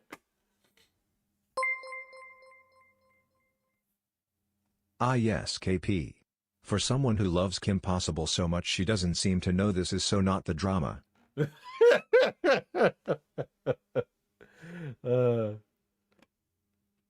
God. For KP's attempt at verification in November. Email 1. Hi, I'm reaching out. I'm dealing with an instance of being recorded without my consent. And your name and X bar listing with the bar number appear to fit the person as described. The recording as described was uploaded without my consent or knowledge to YouTube. It can be found here. Could you please confirm whether or not you are that person? If it's easier, I'd welcome a brief 5 to 10 minute phone call. Don't answer that phone. Let's see. Hi, I'm following up the previous email. I haven't heard back yet. For transparency, I'm CCing an email that's confirmed to be linked with censored to Barbie's first name. That's recorded me without my consent or knowledge, so she's aware of the request as well. If your policy is to not respond to requests like this, a quick confirm, deny, or a 5 to 10 minute call would be very helpful. If I don't hear back in 7 to 10 business days, I'll proceed based on the information currently available. Thank you for your time, Rachel.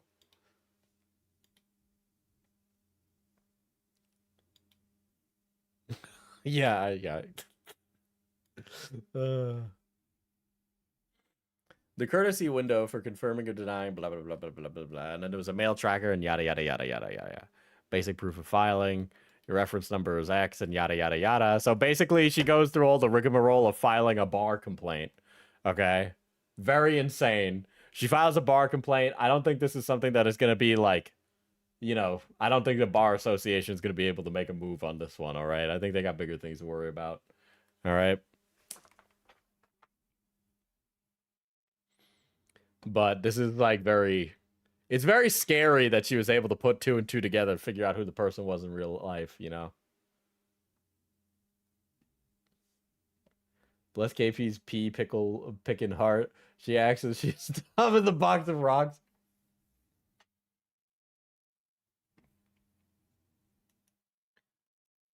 Let's see. I'm just gonna skip over all this. Okay. In short, the leak cannot be legitimately vetted because of no legitimate source existed. Characterizing it as verified minimizes. I'm sorry, but this is like so fucking. All this legal rigmarole nonsense is fucking ridiculous. Okay. Like it's very nonsensically wasting everybody's time. Why this matters legally. U.S. law, U.S. copyright and privacy law is clear. Unpublished private works enjoy the strongest possible protection. Fair use does not apply when the material was obtained through breach of confidentiality, unauthorized access, or violation of privacy. Guys, those mega corporations with all those leaks, we gotta defend them, okay? OpenAI is just a small team of developers. I'm sorry, I'm turning into Donald Trump as I say that. OpenAI, they're just little guys, I'm just saying. And KP's a lot like them. She needs full immunity from any woke liberal journalist. Don't like it. Yeah, that other document is very not the same thing at all, right? Like, fucking web archive. Let's see if it even comes up. Sometimes these things just don't load. Okay, well, wait.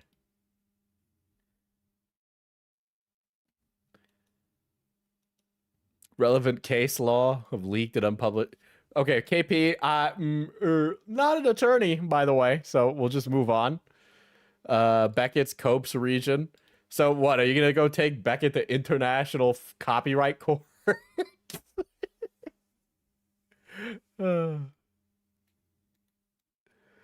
God. I'm sorry, but I in my heart of hearts, right?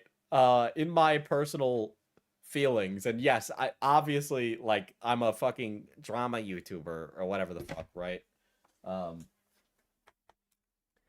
These things, I mean, I like when information is freely available and shared. I am of that belief and opinion, right? But so she just stands morally, philosophically on a side of history of which I do not wish to stake my life ever, you know?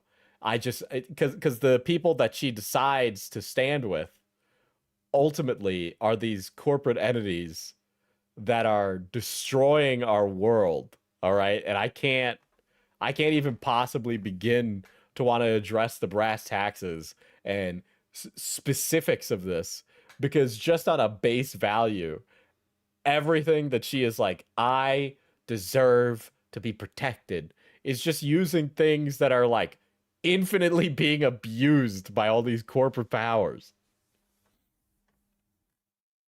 While she's writing this with AI, by the way.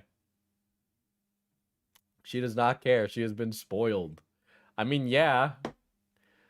I had a run-in with a guy recently who is like actually like a Nepo baby. And when we were talking, he had this like very like, I am the morally superior and also philanthropically inclined, and I have the money to distribute how I wish. Just like a very like, there was almost something like very highfalutin about his position in life, where he's like, I have a more moral and amazing opinion, and also it's more justifiable because I have the money behind it. And there's nothing more irritating than somebody who's like, I am clearly the right one because, well, I have money.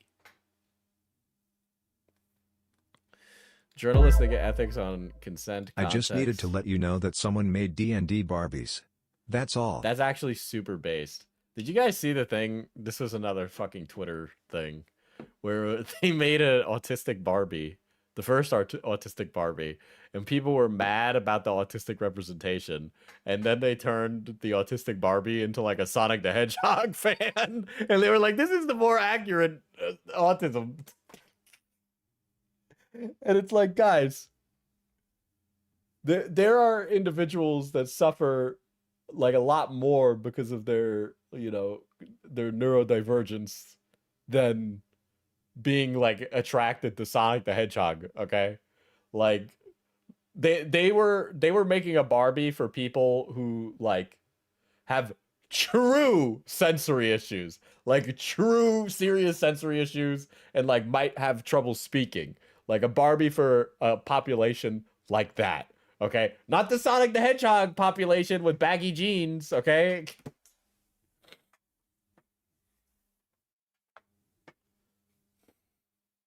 I have a friend with money too, and he thinks I'm riding airplanes every year and gonna go on vacation, to poor soul. Maybe, you know.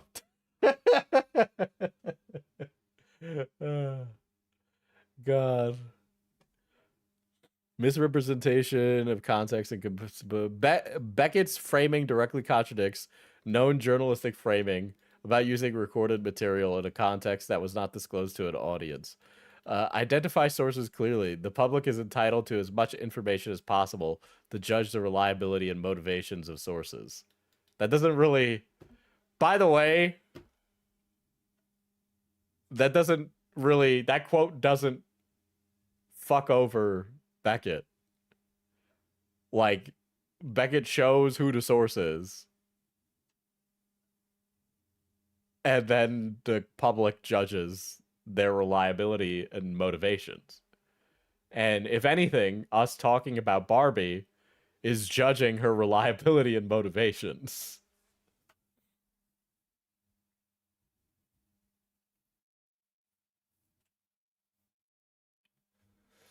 Failure to disclose how or why the material is being used undermines the informed consent and ethical... No, well, like, that's not even what the fucking quote is saying. What?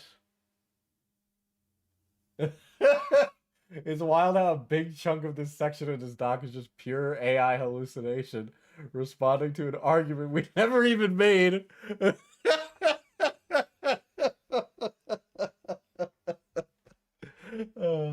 Yeah, I don't even know. Like, a lot of this is just like not even arguing. It's just it's making something up. Like, this has nothing to do with anything. Misrepresentation of copyright law by Cope and Seed, October 16th. After leaked material was identified, KP starts the process of issuing DMCA and privacy claims. When KP issued a DMCA takedown of the unauthorized use of her script, Cope and Seed Jenny responded to the claim on October 16th. Jenny stated that because the script was leaked, its use qualified as fair use. This argument is not only incorrect, it directly contradicts decades of U.S. copyright precedent. Note, YouTube policy is dictated by U.S. law. What the... So what was even the point of bringing up the UK law if you're fully admitting that this is on the basis of the U.S. jurisdiction? One. Two, look, I'm not even saying that Beckett is a fucking journalist, okay? Nobody here is a fucking journalist, all right? Fucking, there's lots of great things that you could take from great journalists or whatever the fuck, or do with your free time, right? Fucking learn about fucking Walter Cronkite, learn about Hunter S. Thompson. I 100% think you should do that, right? This is literally just made up, and you're about to get to that bit, which has my whole actual counterclaim, where you can see I never said anything close to that. It's just pure insanity.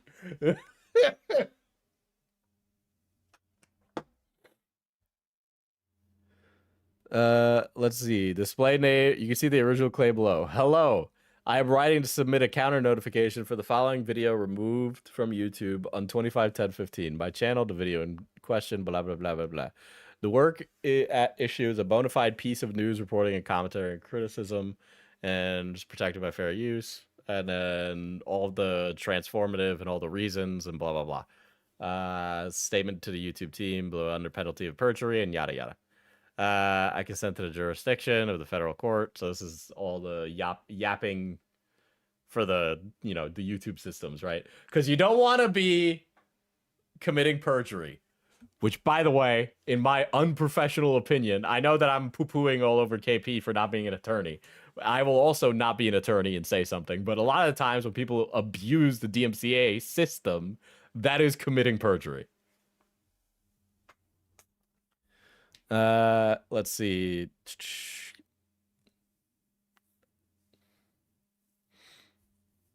I mean, we know the answers because ChatGPT can't keep thoughts together, so it'll use US law because it uses cookies and locations for the answers.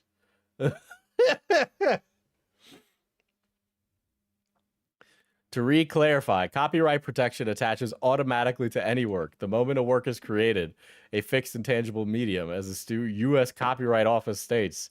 Publishing excerpts of a copyrighted private, unpublished work without permission, especially when obtained through breach of confidence, is not fair use and does not fall under journalist interest under copyright doctrine. I don't know if any... Okay, like, let's say I remove the autistic... like workings of this being about a fucking video that would never break 20k views, right? Let's say I remove that from here, right? And we just talk about it like in a conceptual platonic sense, right? If somebody is writing a piece on a person of public interest and that writer of that piece receives information and a piece from the source, from the person who is being written about via a source, right? And that piece dictates the writer's piece.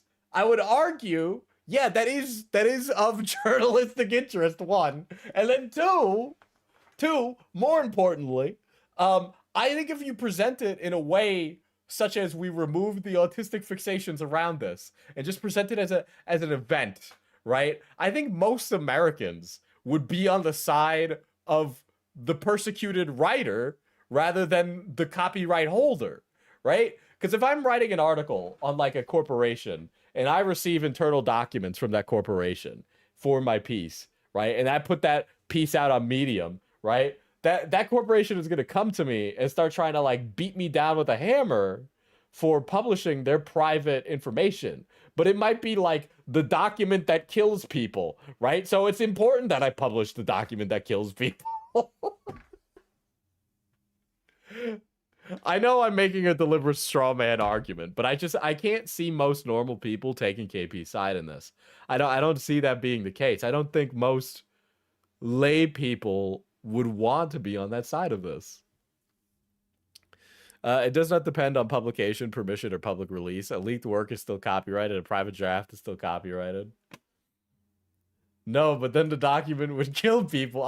The document only outlines how to kill people, okay? It's because the company has produced the machine that kills people.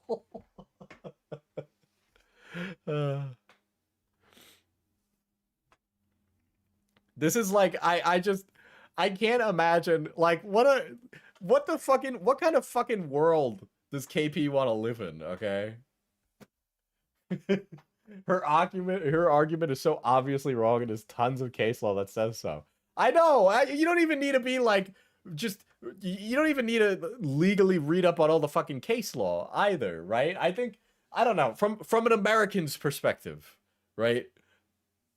I just can't ever, just the concept of people taking KP's side, she's like fighting an uphill battle. Illicitly obtained, not provided by KP, not authorized for distribution, not fair for eligible fair use under US or UK law. So like, fucking KP sounds like the kind of lady who would defend herself in court, okay? Fucking Ted Bundy ass behavior. The repeated use of the term leaked is especially self-destructive. A leak confirms unlawful acquisition. What are you... Dude, fucking go get a job at Arasaka, you fucking bootlicker. Fuck you. Why did KP submit DMCA notices? To establish a documented paper trail. regarding unauthorized use, circulation, and monetization of non-public materials for evidentiary use for the ongoing Barr investigation concerning Barbie, for potential future reporting to appropriate authorities, including legal and civil. Clarification regarding allegations of malice. KP purposefully did not clarify publicly the details of the Barbie report in order to demonstrate due diligence and privately filed paperwork to the appropriate institutions before addressing public concern. Okay, shut up.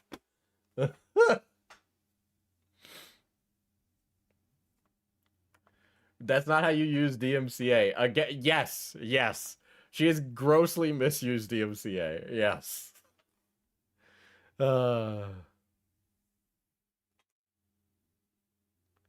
I don't even know who Hidden is, but yes, I saw the stuff that KP did to whoever the fuck that is, and I just...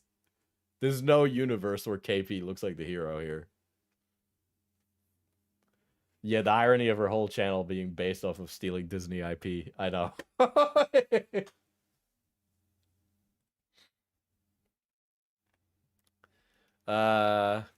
Let's see. Although Cartoon She's video did contribute to the spread of possible misinformation, it did not rely on the use and circulation of potentially illicitly acquired material or reframe private communications outside of previously discussed context. The framing of these actions as malicious appears instead to arise from a broader narrative strategy that positions KP as a public antagonist. You are. This framing is particularly notable given the surrounding context. Monetization of outrage-driven commentary. Jesus. Okay, so there's like two things, right? There's like a difference between outrage-driven commentary. I think if I was trying to like stoke people's feelings about immutable characteristics about KP, then yeah, I feel like I'd be engaging in like outrage-driven commentary. I'm really not trying to like make people get up in arms about how fucking malicious KP is. I think you are malicious. That's my opinion. But I'm not like rattling my saber being like, we need to fucking put this woman in chains and lock the stocks. Or when I say that, I'm very clearly joking, right? I think outrage-driven commentary is like, I saw a clip from Possum Reviews. You guys remember that guy? He's just like Critical Drinker, but he's like some fat neckbeard. Which is also like the Critical Drinker, but you know, c'est la vie. But it was a clip of Possum Reviews talking about the Emoji Movie, and he was talking about the hacker emoji girl being like some kind of feminist analog, and how woke media keeps trying to like force in all these feminist messages. And he was like very clearly trying to stoke the flames about the woke agenda. But it was about the fucking Emoji Movie, so you look like a fucking idiot. But that's outrage-driven commentary, right? That's like you're trying to work people up for a certain like thing based on immutable characteristics. And I'm not even going to say there aren't commentary channels that do that. I think there are. I know there are. There's a lot that do that all the time, and that's what their whole fucking brand is. But I don't think that's what Cartoon She's doing or Beckett's doing. I don't really agree with that. And Beckett's my friend, obviously, so of course I'm gonna fucking get the broom out and sweep for him. But I don't know Cartoon She. And I would argue that Cartoon She is not that kind of person either. Yeah, I call her a ham wallet lol, but in reality, I publicly said that if I'm doxxed, I can't in good faith extend the courtesy of going out of my way to stop people not attached to my community. I saw a video that's K-pop Demon Hunters is trying to get people to believe in the Gothic demons and worship them. Okay. The amplification of controversy connected to allegations involving the public figure and sexual misconduct of Saberspark. I'm sorry, how has Saberspark not sued her? I know he's breaded. Saberspark's gotta be breaded, okay? He's gotta like want to bring down the hammer. Is he filled with that much like empathy in his heart that he can't bring himself to like ruin this fucking idiot? She has no money. Listen, it's not about the money, Spider-Man. It's about sending a message. Maybe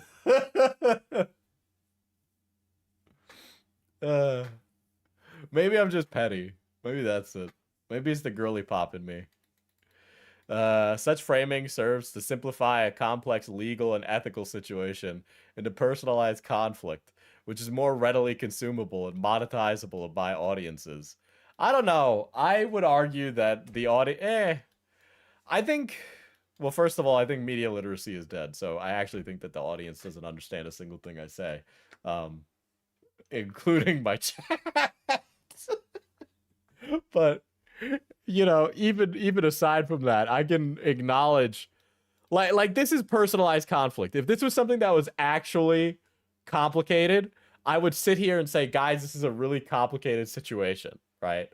But if it wasn't a complicated situation, I would say this is personalized conflict, right? Like I can acknowledge both things, right? I've experienced dramas that are complex and ethically like all over the place and very complicated.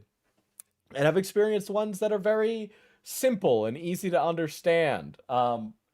You know, so it's like these things can be both things. It's just that, you know, sometimes the audience isn't going to understand it. I don't really dumb myself down. Well, in videos, I dumb myself down. I've been working on making my videos easier to understand, but then I'm also not making videos for React content anymore. This does not reflect the documented purpose or function of the DMCA filings. Extremist and anti-Semitic framing.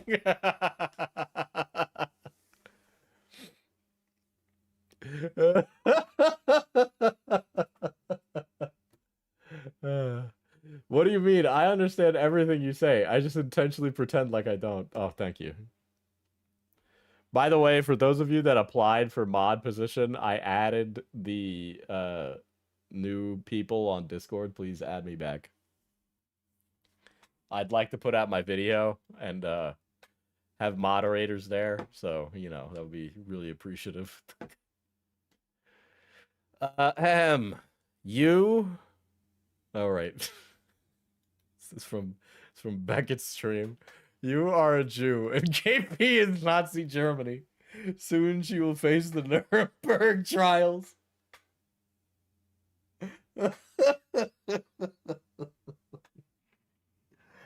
Oh. Oh. Oh. This bit is true and 100% real. We did this on purpose. This is just a whole stream. It's just Beckett's whole stream.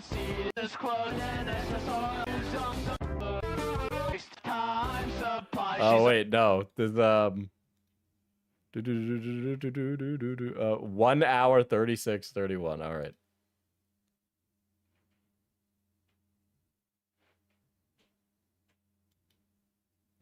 I'll put that out on Twitter soon. Oh, dude. Absolutely fucking unreal. Such cowardly behavior from this woman. Okay.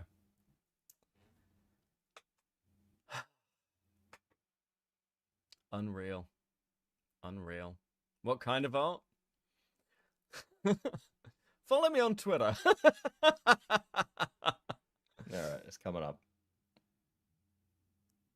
You are a Jew and KP is Nazi Germany. Soon she will face the Nuremberg trials. Dude, this is such an insane way to burn yourself on. Wait a second. That's Beckett just reading a chat.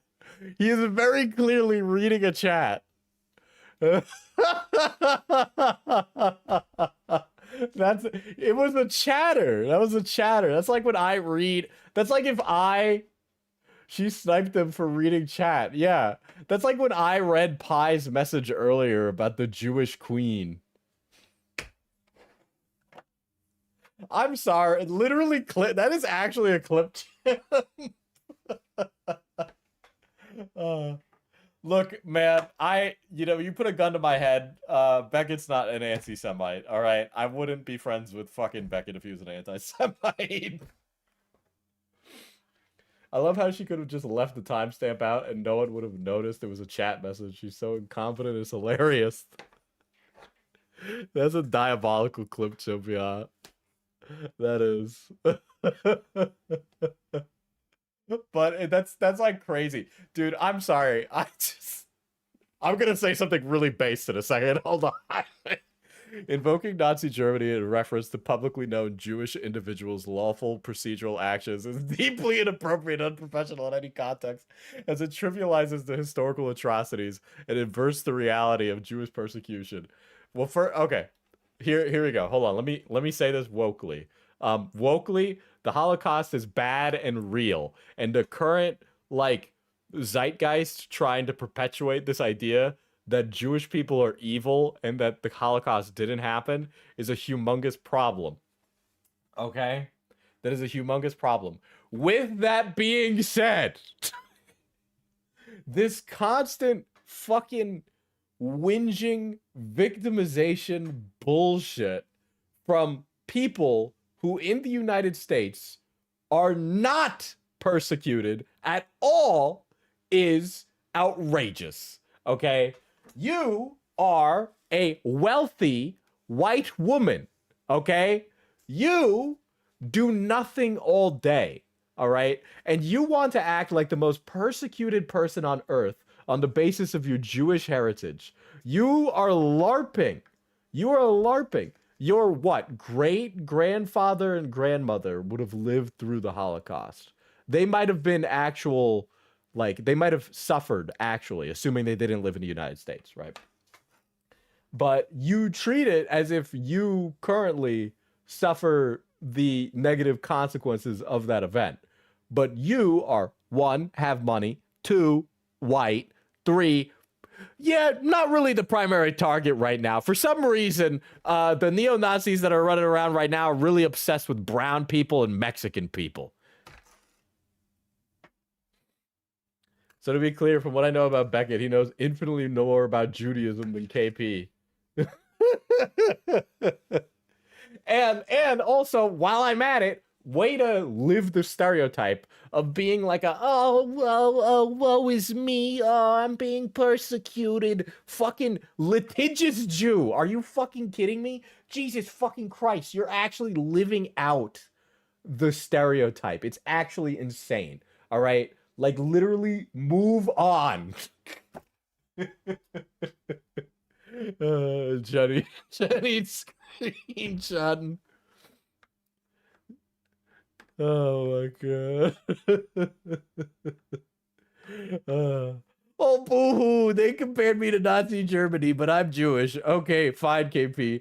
You're the state of Israel because you punish people for having negative opinions of you, even when you break the law. All right, earlier I was going to say, KP, what's your opinion on the Israel-Palestine conflict?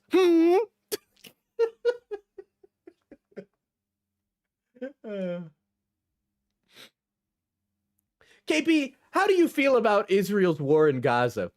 Do you agree with the IDF bombing innocent Palestinians and destroying their infrastructure and buildings? What's your opinion on that?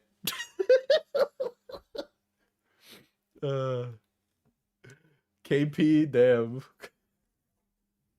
I have a joke, Diesel, but I don't want to say it, so I'll message it. Okay. I can't wait for this one.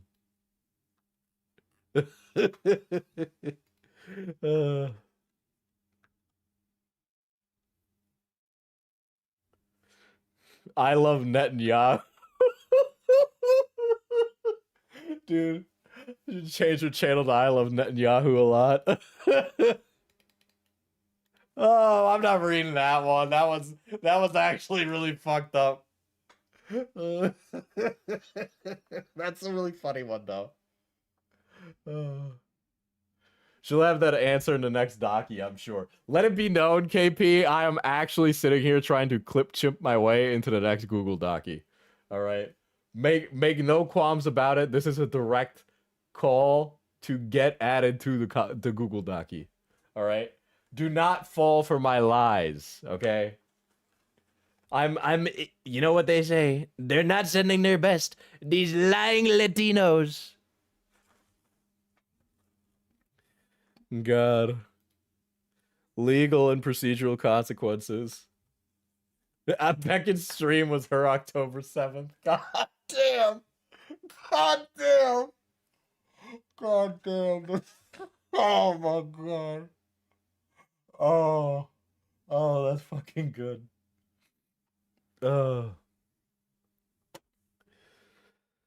DMCA and privacy reports were submitted with the understanding that they carry real procedural and legal consequences. Individuals who conduct prompted these filings should be aware that these reports formally document unlawful behavior, preserve evidence that may be referenced in regulatory, civil, or criminal context. Where appropriate, matters may be referred to by law enforcement or other authorities. Diesel claims to be woke, yet every night he goes to sleep. Coincidence? I think not. He's paid by dark money. God damn. Yeah, there's a alt-right streamer, Diesel IRL, does a Trump voice while mocking my persecution as a Jewish woman. I love KP. We have a long-standing relationship with I love Kim Possible a lot. You know, I'm saying they're one of the best places. We need KP to keep back the bronies in Iran.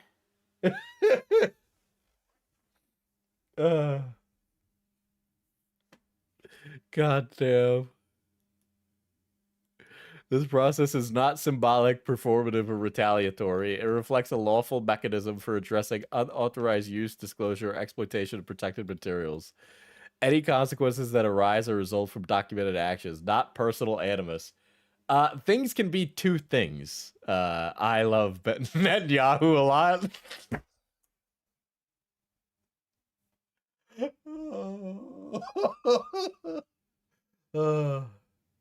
I guess I'm not getting that Raid Shadow Legends Polarium sponsorship now. Oh, shit. D Fuentes, my favorite right-wing streamer. No, please, God. Please.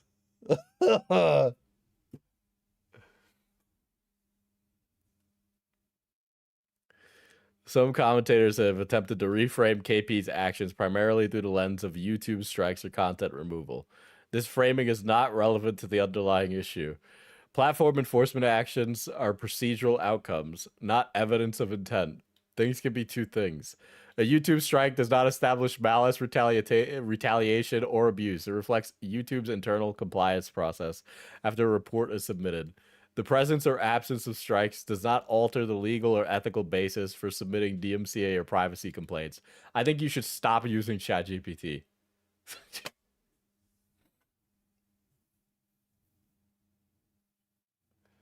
God, focusing on strikes and consequences rather than the conduct that prompted the reports misdirects attention away from the core issue: unauthorized use and dissemination of protected materials. This is a screenshot of KP's DMCA to Beckett's first video where she was interviewed by him. Although KP was aware of her initial interview with Beckett was being recorded, she was not informed of the adversarial framing or subsequent use of private screenshots and did not consent to their publication or contextual repurposing. That is also... Listen, that is not what DMCA is for, by the way. That is just not what it's for, one. Two, what did you... Like, did you, like, expect it was going to be a puff piece that was jacking you off? Like, I don't understand. Listen, I've never seen Netanyahu and KP in the same room. I'm just saying. Channel strikes, air strikes, what's the difference? It's a shame you decided to come based after Ye apologized. You could have played Hail Hitler in the club.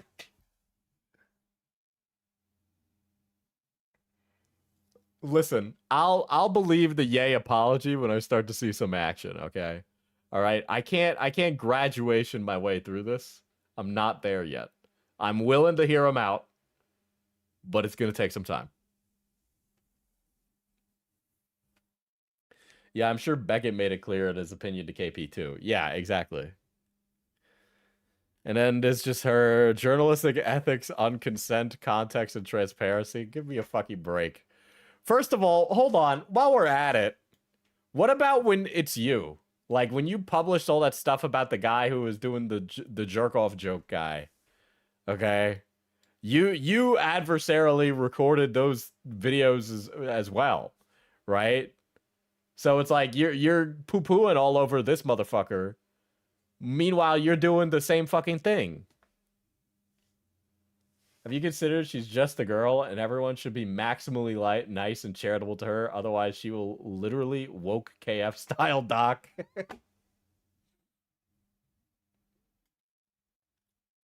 What is this? Why are you sending me this, Balji? Today, I'm about to do something crazy, like crazier than I've ever done before. You're not ready for this. First, I can't do that anymore. I started YouTube in 2011 when I was 21 years old. Damn, I'm old. At the time, I He looks like Ollie G. talked with my hands as much as I do now. I know a lot of you comment on that, and that's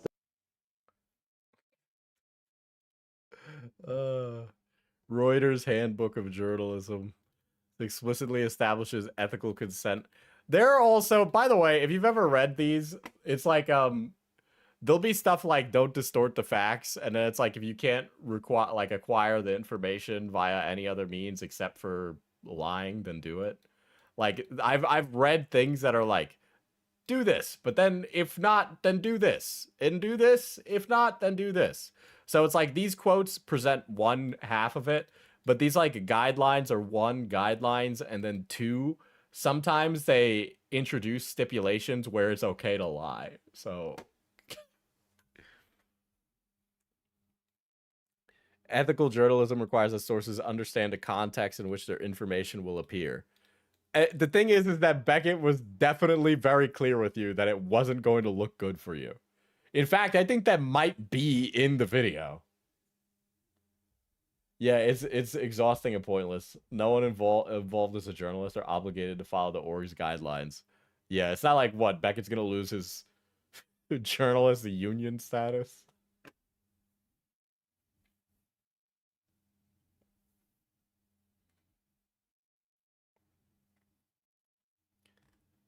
OpenSea's counter notification manages to collapse under its own weight. In trying to justify their use of the material, they inadvertently confirmed that the script was leaked, unpublished, privately owned, and illegally obtained. Dude, you would have sworn they walked into fucking Fort Knox to get this script. You know what? Honestly, on the basis of this alone, you should lose.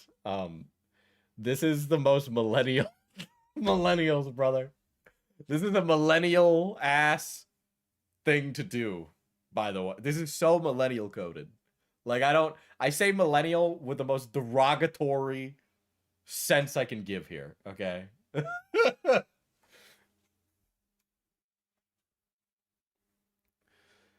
Yeah, man, it fell apart so hard, YouTube accepted it and reinstated the video.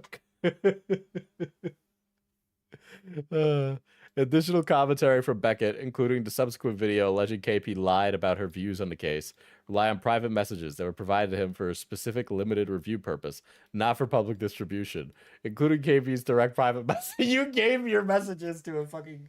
You gave your messages to Beckett and you expected him not to publish them? What are you fucking doing?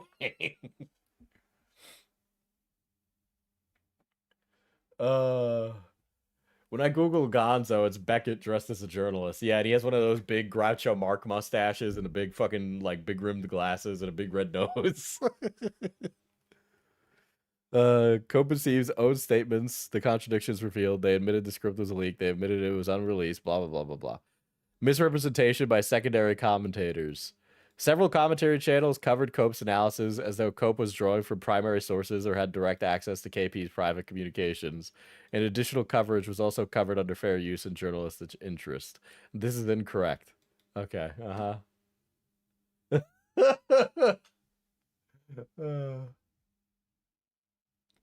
Dude, she should have done the Chad versus the Wojak. I think if it was the Chad Wojak instead of the little cat, I would have actually that would have been really funny. Actually, this also exposes the secondary commentators for potential legal risk for redistribute. What are you gonna do? Sue the internet? What are you what are you doing? This is so unemployable behavior. Case study: internet adjacent. What? What the fuck does this have to do with anything? What does this have to anything to do with anything? What is Internet Adjacent is a separate commentary channel operating within the same online ecosystem. His inclusion here is not based on personal involvement with KP, but his conduct illustrates a recurring pattern in how non-public materials are handled and reframed within commentary spaces.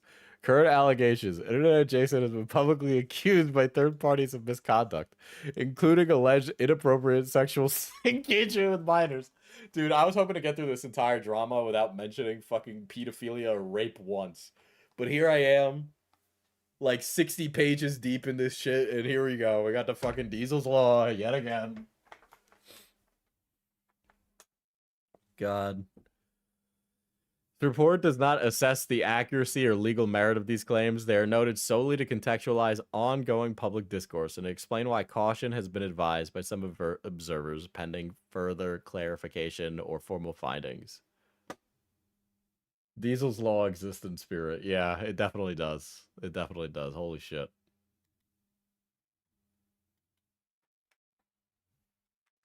Hold on.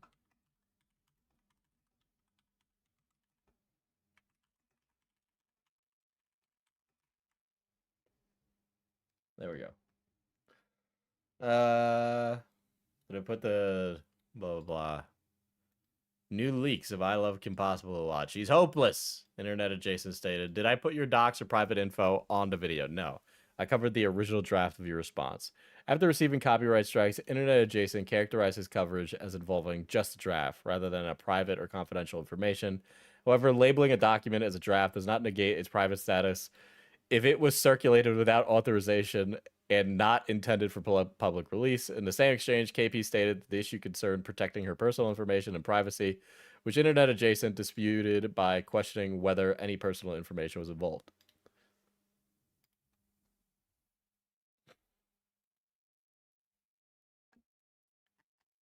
Blah, blah, blah, blah, blah, blah, blah, blah, blah. I'm not reading all these fucking emails. Use of alleged secret sensitive information. This is just like what I don't what does any of this have to do? Oh, okay. Here we go. We got Fauci entering the mix. In the screenshots, OpBlock states, I was aware you had been waffling over this response behind the scenes. This statement is critical for several reasons. Ob was never provided any information by KP. Ob is not a friend, collaborator, or professional contact. He was never given access to KP's scripts, draft, or private communications. The only way he could reference behind-the-scenes information is if someone else conveyed it. Do you know what's funny is that I know exactly... I know exactly the context. Additionally, as shown earlier, both Barbie and by extension Beckett were aware that KP was taking time to ensure her response was ethically correct and had sought private feedback. Details of this information were not public at the time. Therefore, Op can only have obtained this information from a single source, Beckett. That's true. The Mr. Op in question. This is supported by another line in Op's comment. When you spoke with individuals making said bias coverage, this is consistent with Barbie asking for a timeline of the video.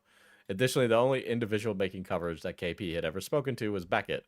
This proves the leaked script or details about it was circulated privately to additional parties. No, you only gave it to 3 people. What? Op claims indicate that Beckett was describing KP's internal writing process. Guys, Beckett was telling people that KP was using ChatGPT.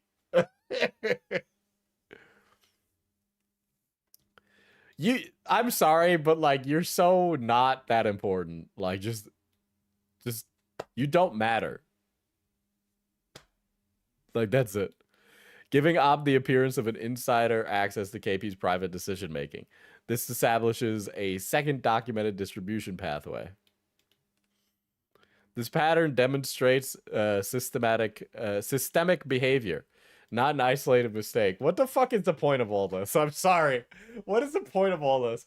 Like, I feel like I'm just like we're discovering the etymology of like a gay op and like traveling through the anthropological avenues of how the cultural zeitgeist known as I love Netanyahu a lot seeps all the way down to goddamn it Malcolm and Op Block. In addition, the recently surfaced screenshots from Cartoon Cheese suggested that other third parties were discussing or aware of the leaked materials, indicating that the unauthorized distribution...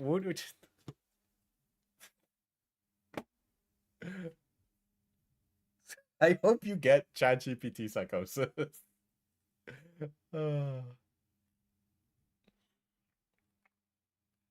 this just goes on and on and on. Why Ob's statement is damning, parentheses against Beckett. Ob believed he had inside information regarding KP's private drafting process, but the only possible source for that belief was Beckett misrepresenting his knowledge as legitimate. The places Op in the same ethical and legal position as Malcolm. What is she gonna do? Fucking sue everybody? Is she taking them all to fucking Giga Internet Court?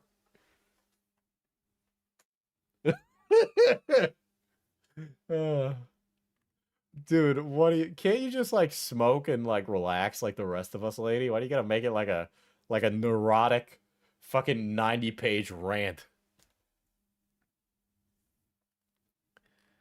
Oh my god. Civil liability for using illegally obtained private material. Let's see. This screenshot of Beckett asking former team member the individual censored about KP's hospitalization in 2024. Information she shared in confidence. Sharing details about private medical information without consent of the individual is legal in both the U.S. and the U.S. Is both illegal in the U.S. and the U.S.? No way! Wow! Legal basis and citations. Wait, doesn't HIPAA... Oh, what do you mean? Beckett wasn't talking to a nurse. What do you mean? How is this a HIPAA violation? Dude, you've thrown anything at the wall and seeing what sticks, huh? You know, the last time I saw somebody cast such a wide brush on a group of people, it was the Israeli government.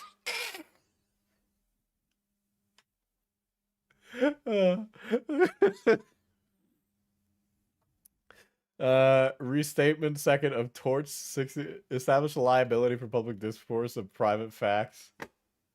Oh my god.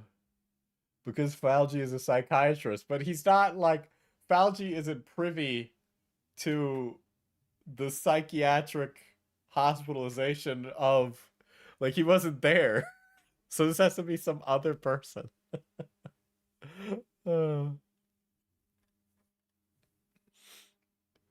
Let's see, the United Kingdom, and then all the yada yada yada yada yada yada.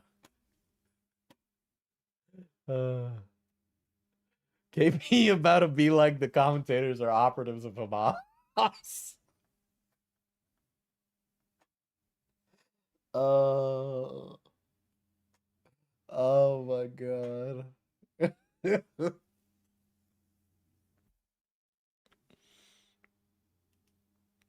It's important to clarify the legal standing of the leaked documents.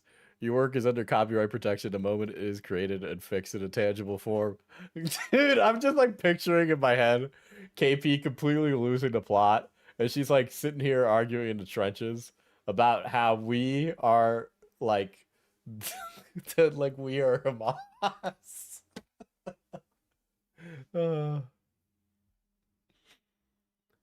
Let's see. Your work is under copyright, blah, blah, blah, and yada, yada. Dude, we're just going over the DMCA stuff again.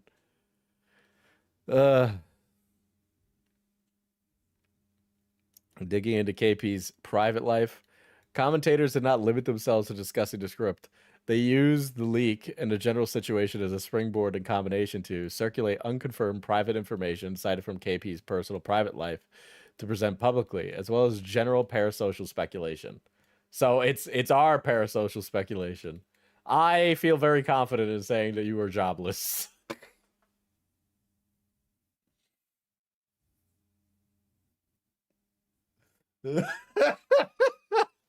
That is not true, and I would ask you to retract that immediately. We have only ever taken money from Israel, dude.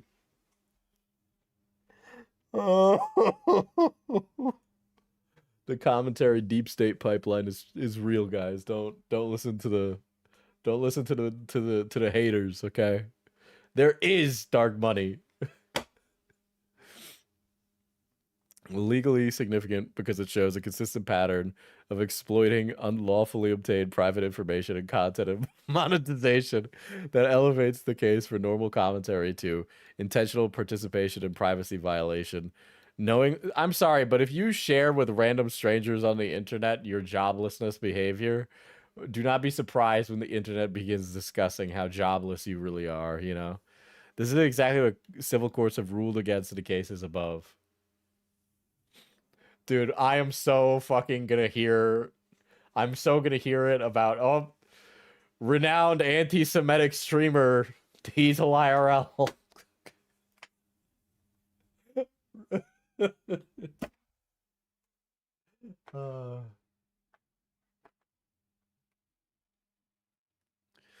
Possible motivating factors for acting parties. No determination of intent. Dude, what the fuck does any of this have anything to do with anything? We're just like completely off the beaten path here, okay? Anticipated response patterns following public release. KP's totally unhinged. Dude, the cats? Are we really doing this? Netanyahu's a big fan of the stream. I feel like Netanyahu's gonna take away like a really complicated look from the stream, you know? He's got a lot to think about. A lot to think about. He has a lot to answer for, you know? That Twitter hashtag movement was really putting him down. I didn't know what I was doing was illegal, but it was really X person's fault. The situation's totally overblown. KP's motivation was from 3 confirmed sources. Doesn't show any documentation to back up this claim. I'm sorry. When people are like presenting such like word salad ass arguments with like such long and meandering points, when you really have nothing to say at all except to speak, without anything whatsoever. These are a lot of the things that you're bringing into this conversation, KP. Excuse me. I guess KP is Kim Possible, so we need a... I love... Yeah, I gotta just say that her full name. Listen, I love Netanyahu a lot, okay? When you're bringing in all of these other things into the argument, you're like trying to deflect from the original intent of this, and you're deliberately making it more confusing in an attempt to seem correct, okay? So I honestly don't even need to engage in an argument with somebody who is so deliberately malicious and stupid, right? This idea that I have to take every single fucking moron who comes forward at face value with kind intent for every single thing is ridiculous. There's no reason for me to waste my time arguing with KP over the direct like legal law or psychological studies or the facts as she presents them. Okay, there's no reason for me to do that. It's a waste of the time, right? I'm speaking to the royal internet here, okay? The internet writ large doesn't need to engage with these things because KP is clearly not going to listen to it. So why should you, dear viewer, waste your time arguing the specifics of it? KP wins if you waste your time. So why engage with the argument? Simply laugh at her, call her stupid, and move on. Which is ultimately the thing that seems to annoy her the most. That she seems like a disingenuous wretch who is dishonest, rude, and thinks that she's special. She's a loser. So why give her anything else? It's clearly what bothers her. And she'll sit here and she'll say that it's because I'm like madly infatuated with her, but you know, I can't support this violent Zionist genocidal movement taking place in our own YouTube backyard, you know? I can't. Beckett and Cope. Quote from Beckett's own works, including The Shaming of Sabersmart, KP Lies a Lot, Copecast. The truth is way more insane than you can possibly imagine. Before introducing any primary material or competing accounts, he later states, I've at least found enough to say that Emily is lying and that what she has said is definitely untrue. Why this mattered? Language establishes a settled outcome. Definitely untrue before evidence is examined, encouraging audiences to interpret subsequent material through that lens. Leave my mans alone. Diesel has a lot of crazy ass hoes to choose from.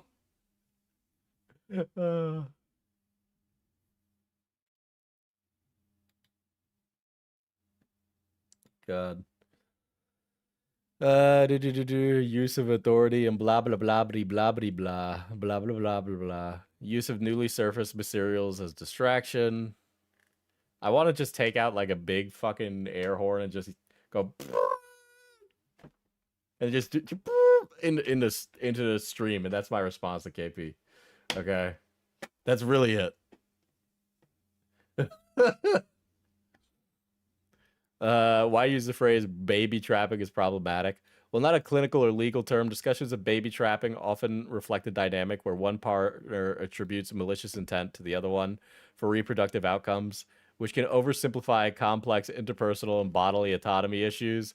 Framing reproductive outcomes in terms of entrapment reinforces myths about control and undermines understanding of consent and autonomy. All right, look, man, if we're going to move forward in like feminist thinking and feminist discussion, you can exhibit social powers over the other parties in ways that are different. And to say not is to ignore the powers that we each have as genders, right? You have a lot more leeway if you walked onto the internet and said, this person raped me, regardless of their identity, right? Because when you do that, the public is going to remove what any like gender expression they have, right? If KP walked online and she said, this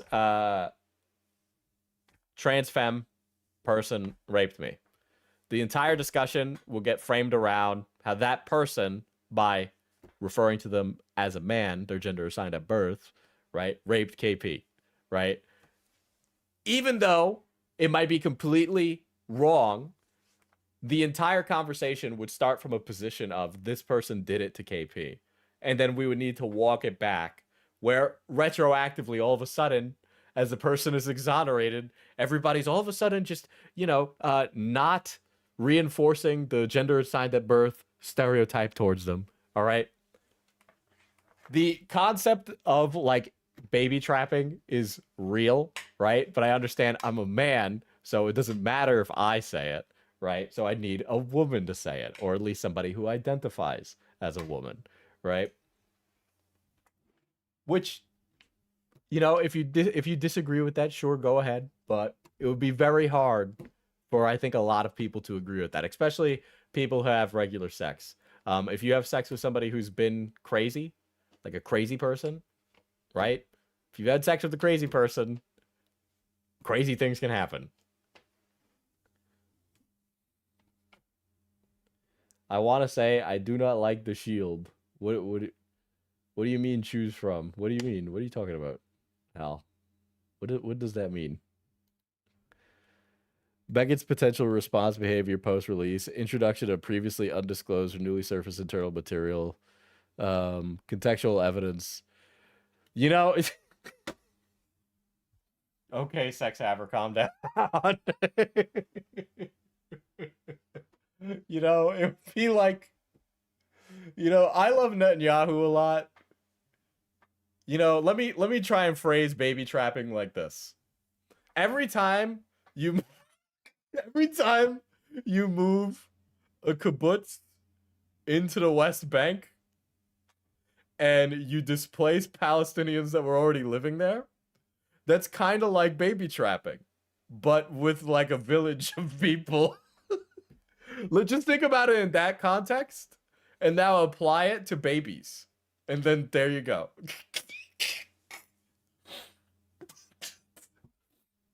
This is how you get people to understand the IP conflict, is by using ACC drama. Hal doesn't know chat also serves as a potential dating pool for Diesel. Whoa, whoa, whoa, whoa,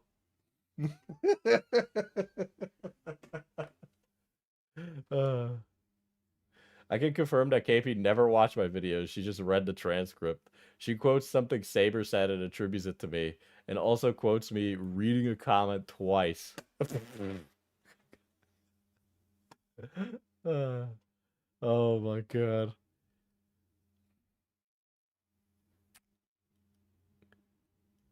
KP's confrontation. So she literally, she could go through 90 pages of this work, but she couldn't muster up the strength to watch the video. It's very painful. Yeah, yada yada yada. Okay, if I am in a beef with someone and they send me an Inigo Montoya GIF, I would actually explode into a billion pieces, actually.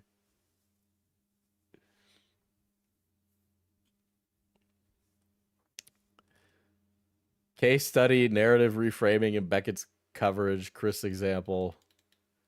Do I even, what are we doing here? What are we doing? What are we doing? Hold on. Let's just divert this entire stream to another thing that KP has done. Hold on. I'm severely running out of patience for this. Okay. Additional resources.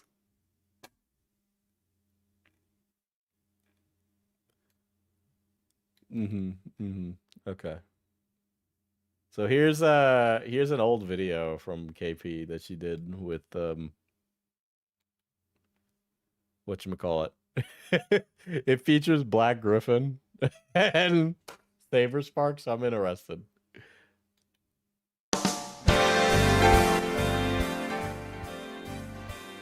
You think with all this like brony related stuff, I would have watched more episodes of My Little Pony. I've seen a few episodes of the Friendship is Magic one, because I went to the last BronyCon. Dude, this would have been great for Christmas.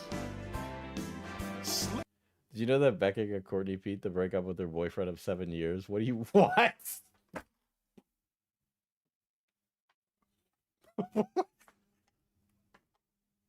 Does that count as a scalp? Does that count as a scalp? I think that counts as a scalp. Yes, call me. Okay, hold on. Let me find Pookie. There's a...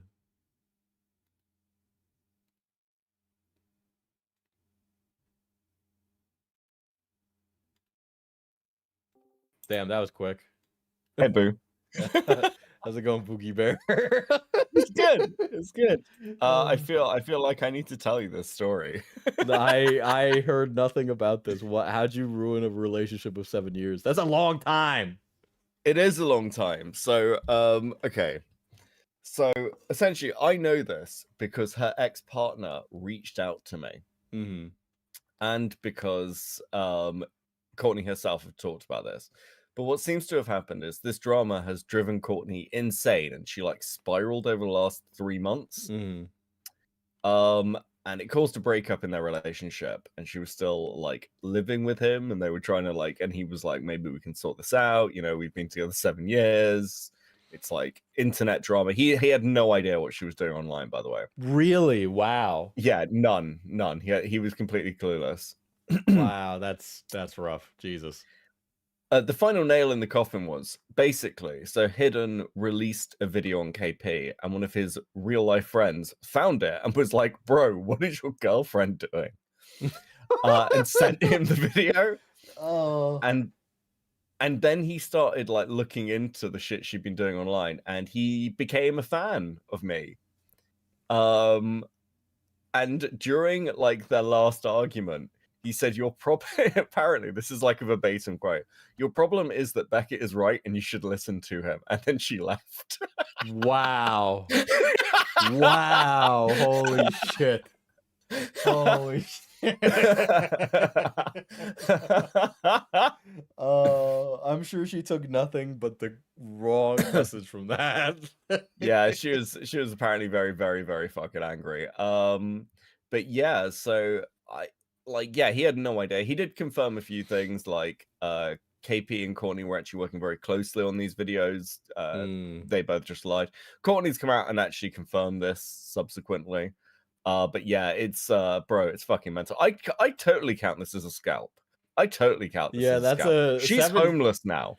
She's homeless now. She is like, I have made this woman homeless. Well, I mean, at least she can't be unemployable on the internet anymore, I guess. Wow, that's really fucking bad. Holy shit. I did not know that at all. Did this happen recently? Yeah, like last month.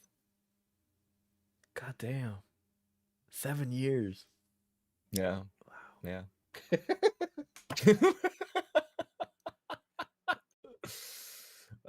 Good times. Yeah, I just need to tell you that story. Hey, you having fun, Pookie? You know, I love Netanyahu a lot. I'm starting to run out of patience for her, but you know, you read like 60 pages of a 90-page Google Docie and you're gonna reach the end of your wits, you know.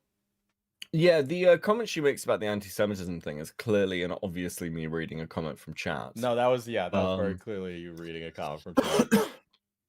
But interestingly, like KP herself is not practicingly Jewish. She's talked about this in a podcast. She's got no knowledge of Jewish culture or like anything. She's just sort of pulling it out for victim points. So I would like to point out that Beckett can now put homewrecker on his resume of trans people that is just never ending, in my opinion. I think KP is pretty transphobic, and I think that's an important thing to note about KP. Yeah, Damn. deeply, deeply transphobic. I can't tell if you're doing a bit right now or you're actually trying. I've already got my tone down for this kind of shit these days. I would legitimately believe she's a turf. Dude, that's the thing.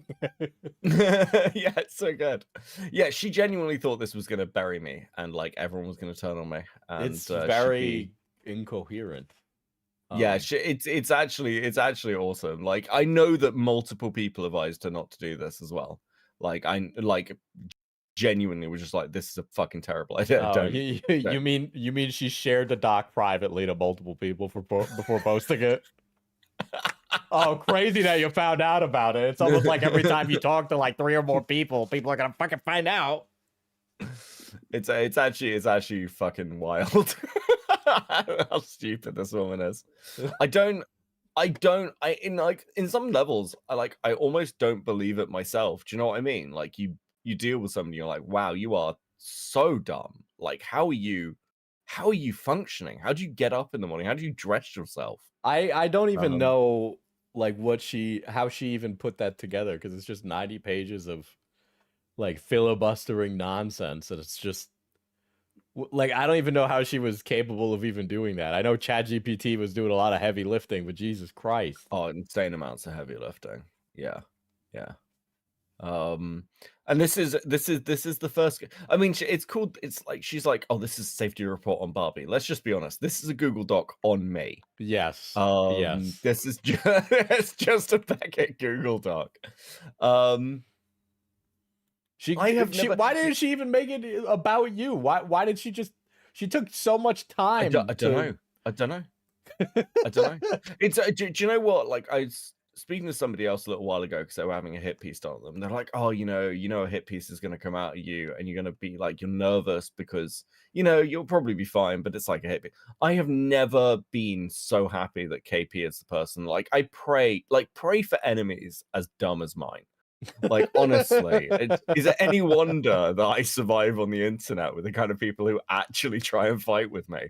Like they're all so retarded. I'm just like, I have literally nothing to worry about. It's great.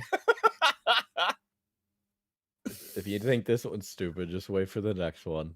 It'll be even better.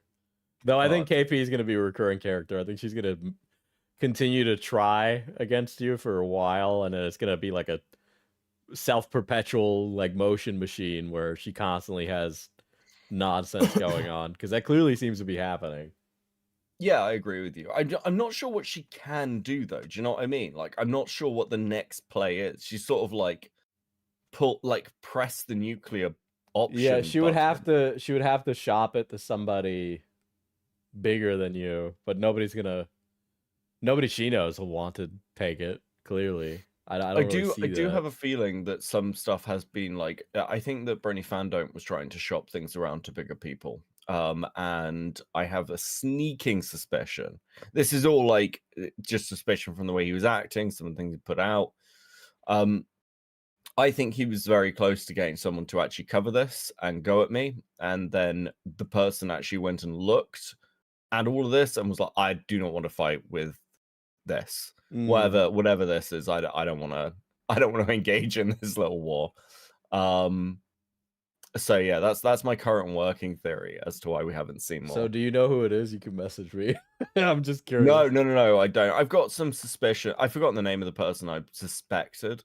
Because there's somebody who's kind of woke in the animation analysis community who's done stuff like this before and like gone, well, we actually need to have a look at this. But they're not small and they're not totally retarded. So I think that I think it's like that. But this has been, I mean, I've never like the backfiring of this is wild, because even basically everyone came out and sided with Hidden of like, you shouldn't be calling the police on somebody, and the only people who didn't have also been torn apart for doing it. Like, it was like seen as the pettiest thing ever. It's just like utter fucking devastation, because I mean, obviously you're like, you can't defend this, you can't side with the person doing this. It's fucking absurd. So yeah, it's been interesting. Oh fuck, bro. Oh no, now the chat's gonna be speculating on who it was. As I say, this is just my theory. I can't even confirm it was the person or that he had that. This is just my theory. Guys, there's more than just like the regular cast of the Rogues Gallery on the internet, okay? You gotta, if you expand your recommended, you'll find that there are other people making videos like Beckett or myself that never stream or interact with any of this stupid shit. But they're all boring. Yeah, but you know, there's a lot of people just want that. It's just crazy. Little guy holding a little mic in his hand like this, standing in his unfurnished apartment in a city. Many such cases, many such men. What, you mean like some of your Yandere Dev videos? Yeah, they're like that. They're fucking awful. I hate everything that I haven't put out in the last 2 years, though. So I am gonna put out a video again. So good. Finally, you should. yeah. I miss your videos. Yeah, I miss your videos. Well, I keep saying that too. To be fair, I'm like, I'm totally gonna. Well, make videos. you know what? I beat you to it. So how about that? Maybe get on the horse, motherfucker. Yeah, I need to make something. Listen, I've just been playing Kenshi, okay? Just been playing Kenshi. You gonna download High Guard? Yeah, someone messaged me and was like, I need to play this before the game's taken offline. Yeah, I'm planning on downloading it after stream, because I'm just like, why not? Why the fuck not? Yeah. I don't know. Code Vein 2 comes out in a couple of days. Yeah, but that's $70. Okay, it's a little rich for my taste. That's fair. I already pre-ordered the deluxe edition. You're the fucking problem. You're the fucking problem. Yeah, but it's anime vampires, okay? Yeah, I know, and there's fucking massive titties in it. I know, it's like perfect. I might buy it when it comes out. It's actually I really like the first one, and I'm a massive fan of. It's all tied into the God Eater series as well. It's like the same universe, and I'm a massive God Eater fan. I really like the God Eater games, so I'm hoping we get more lore and shit. I'm quite kind of excited. So, Well, yeah, you should know, be good. Should be good. I'm waiting for Marathon, so I know What's that? you're absolutely not your game. You said what's that? That's actually dead on arrival. Chris will definitely know what it is. Guarantee it, because he's been playing Arc Raiders. It's an Yeah, I'm extraction aware shooter. of Marathon. It's Okay. like the roboty one. Yeah, the right? roboty extraction shooter. Yeah. Yeah. I think Marathon's going to I again I think it's one of those where if Marathon had released first, it would do really well. But it's now competing with Arc, and That's Arc true. is really good. Yeah, Arc is really good. So yeah. Anyway, I'll leave you to get back to it, and I'm gonna go and drink more cough medicine. Okay, you And enjoy pass your out. fucking lean. It's not lean. I don't know what lean is. We don't have lean here. It's just You don't have yes, you have lean there. Don't even. I don't think we do. I don't know what Yes, lean is. I don't know. I've, We have, like, I've watched alcohol enough and of shit. British rappers. Wait, no. Do you think lean is an actual beverage? I thought it was like some cough medicine or something. Well, Right? it's okay. I thought it was like that's what I thought. You don't know what lean is. I don't know what lean is. Okay, I'm not. Okay, it's cough syrup. Do I sound like I watch a lot of fucking rap music? Like, Well, what the fuck is lean? Fucking it's like it's cough syrup, right? In a big like Yeah. cup with like Sprite, right? But it's like the kind of cough syrup that makes you tired. Yeah, it's codeine, like really powerful cough syrup. Right. Okay. Yeah, perp drank. You get high off of God, it. that's kind of like. Do you know what? Like, I'd love to do the whole kind of like. Oh, that's so ridiculous. But like, let's be honest. Gin and tonic is literally like malaria medicine with gin. Oh yeah. That's right. There's also Jolly Ranchers. You put the grape Jolly Ranchers in it too, to flavor it. That's fucking ludicrous. I'm sorry, that's actually fucking ludicrous. Fuck it, I'm gonna go and drink some gin now. Fuck it, I'm gonna go die. Right. Peace, husband. Later. Oh, later, Pookie. Can't believe it, guys. He didn't know what fucking lean was. To be fair, I was forgetting the exact recipe for lean. I got the broad strokes of lean-based beverages. All right. God damn. Bells ring. Are you listening? In the lane, snow is glistening. Walking in a winter. Okay, all right, guys. All right, every pony. Let's get through this. Oh my god. Oh my god. You gotta be fucking kidding me. Oh my god. Oh.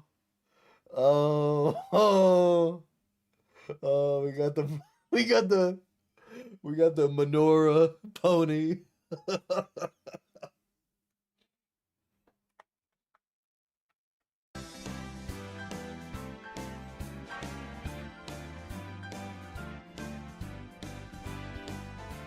That's the constitution of a small Victorian orphan, that one. That's true.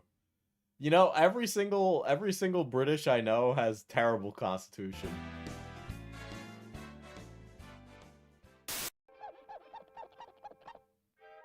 Okay, not to be that guy, but this video is taking a minute.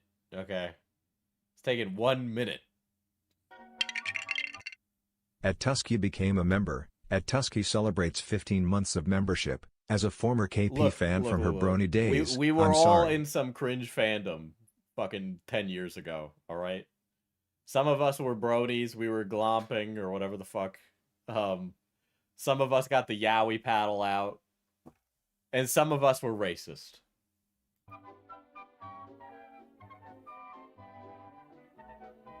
This has actually been a minute of nothing. This is just bits from different cartoons. He's got a shiny nose. Dude, I'm sorry. The dreidel. Oh my god. Hanukkah. It's that thing in Hanukkah that's enrolled in. Well, every pony, it's that time of year again. Gotta make them snowman and them hot chocolates and roll them dreidels. What, do you not know what a dreidel is? It's that thing Alright, not to be that guy, but in 2014 we all knew what Hanukkah was, okay? Alright? in Hanukkah or Hanukkah. Hanukkah. You have to when That's exactly why we knew what Hanukkah was, because we watched the Rugrats Hanukkah you special. say it. Where the kids Copyright gather City. around and like just Google it. Good thing I have a multicultural education. No, you don't. You're a fucking idiot. Dreidel, dreidel, dreidel, I made you out. What are you fucking? What the fuck is this video? This video has been 2 minutes of you singing and. The clay, and when you're dry and ready, a dreidel I shall play. Dude, this is. So imagine I was drunk. Little dreidel that's smiling made of clay, but I'm not gonna Oh, brother. play with it 'cause dreidels breaking game. Remember, she totally cares about copyright, guys. Never Yeah. mind then. Good for you, young lady. Whoa, whoa, whoa, whoa, whoa, whoa, whoa, whoa! Saber Spark, can you play a rabbi? Whoa! Please continue. Oh, Meshuggah. I've got a dreidel here. Fuck, I'm turning into Trump again. I gotta fucking. I'm sorry. You to tell the story of our people. It all started when. No, go away. Oh, it all started when the 12 tribes of Egypt. The 12 tribes of Israel, they were trapped in Egypt. Oy vey. And then the emperor, he said, you is all going out. You're going into the desert. And it being that time of the season, I gotta do Dreidel Spark. a Christmas special. Cause it's tradition. I'm sorry. To be clear, I didn't know all of these clips were gonna be in here when I started making the Netanyahu jokes. Why is he Chinese? What? You can't have a fucking Chinese rabbi?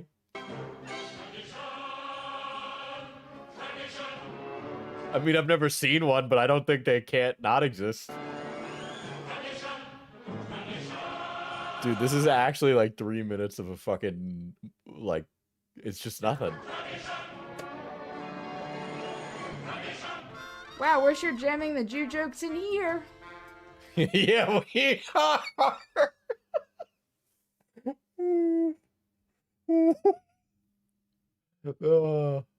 Bye-bye, Adrev. You're telling me. You're telling me. This is why Kanye apologized. Dude, we got a kawaii. We got a kawaii, fucking rabbi. That's what I'm here for, boobala. Anywho, Dude, we really got fucking Dreidel Spark, dude. so we had to get creative with this one, guys. It was between this and Winter Wrap Up, even though it's not a Christmas episode. Oh, no one cares. I could have gotten away with it. If it weren't for you meddling kids! Oh, whatever. Here you go. Here's your Christmas Are you fucking drunk, lady? Holy shit. special, you crazy kids. Snowdrop. With apologies to Silly Philly Studios because I'm probably good at butchering this. But before we begin, let me get into character. Okay, continue. So we It would have been crazy if she also put on a yarmulke and had the curls. open with an establishing shot of Ponyville while it snows, with Celestia, well, not Nicole Oliver, but the fan VA, narrates. Well, the setting is pretty good, but as a side note, like, do they not know it doesn't have to snow to be winter? Like, think of Florida. I mean, I'm sure it's snowing. Are we doing that thing where we like just give like video essay that analyzes a show, but it's just actually explaining the plot of the episode? Are we doing that? Because that's what you're doing right now, and you've just like you're like filibustering by talking about how it doesn't snow everywhere. But that's probably because of all the old people dandruff. Gross. We then go to a flashback of Pegasus School. Well, not that one, but another one. So we find out the meaning of winter through exposition. Woo! And I will say, as a fan idea, this is kind of spot on. It works. As in, the soil needs time to rejuvenate. No one cares. Oh my god. It's okay to turn into Trump. Never be ashamed of being from the beautiful New See? York region of our motherland. The problem, Strong Tree, is that I do a lot of different accents, right? Because I'm a dungeon master for so many different things. But when I just do the Trump voice, it like seeps its way into every single accent I do. So we go to the subject of the evening, Snowdrop. I like it when the teacher's approaching her. She's kind of like, yo, you should have been dumb by now, bitch. I mean, isn't it your fault for not keeping track? Shouldn't you be blaming yourself? Oh, anyway. I like how all the other kids are picking on her. Like, what do they teach at the schools? Listen up, class. There's a blind pony that we need to keep an eye out for. We also have to be super mean. Snowblind, they're waiting out there with snowballs. Just a heads up. Oh, it's like an infectious virus. Well, it's so fun to do the voice. I get why that motherfucker never shuts up, alright? Because If I talk like this, I don't think I'd ever stop. Might get pretty brutal. I know it's supposed to isolate Snowdrop's character and get the audience to sympathize with her. Sometimes it does come off as unrealistic and downright cruel. Oh well, I guess. Times be different in Equestria back then.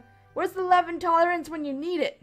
Anyway, so the teacher's like, fuck it, let the blind pony go in the blizzard. What could possibly go wrong?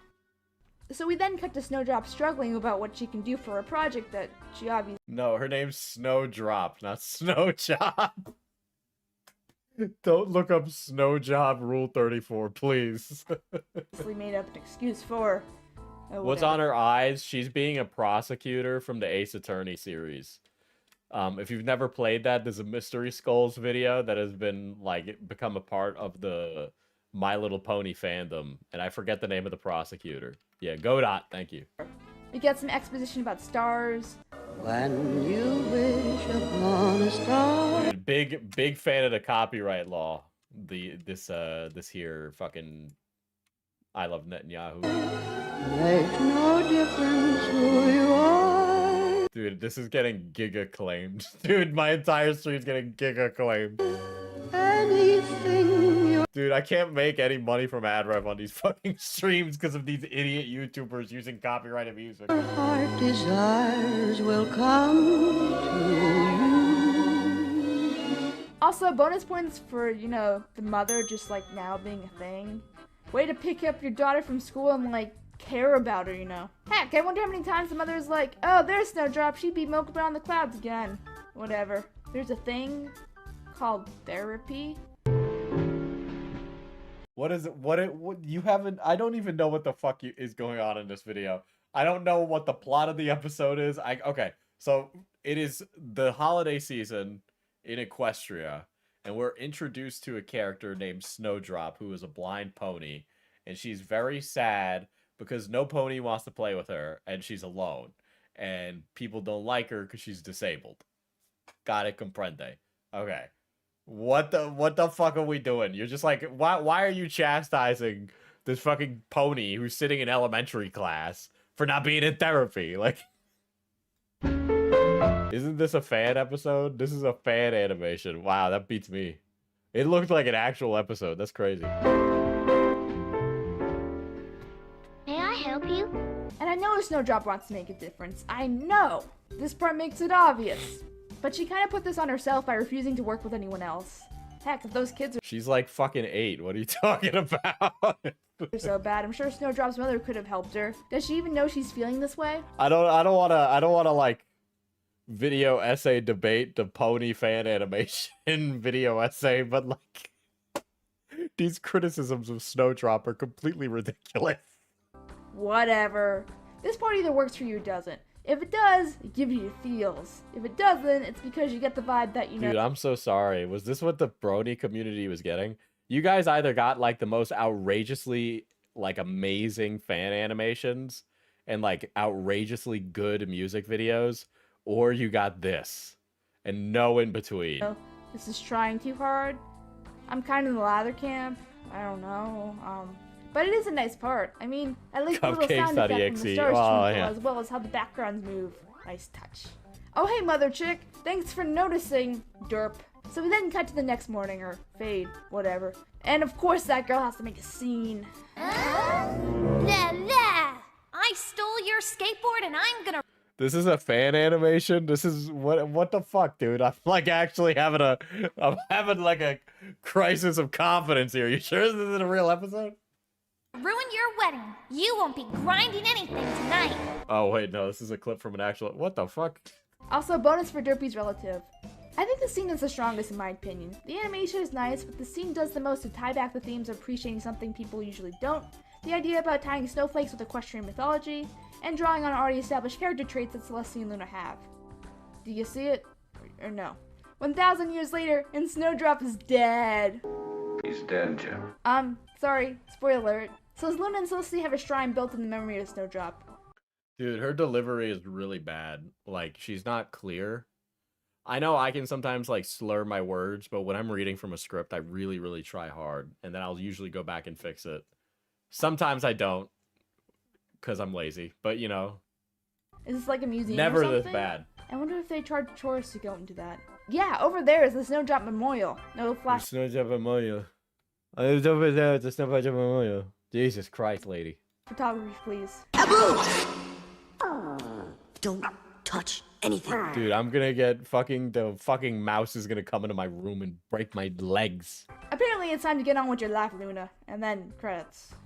So even though this video is kind of ripe with lack of character exploration, and let's face it, Snowdrop and maybe her mother are the How only, old like, is she in these videos? Old enough to know how to read. no characters, this animation is pretty solid, and the mythology and some of the character exploration with Luna is interesting. So,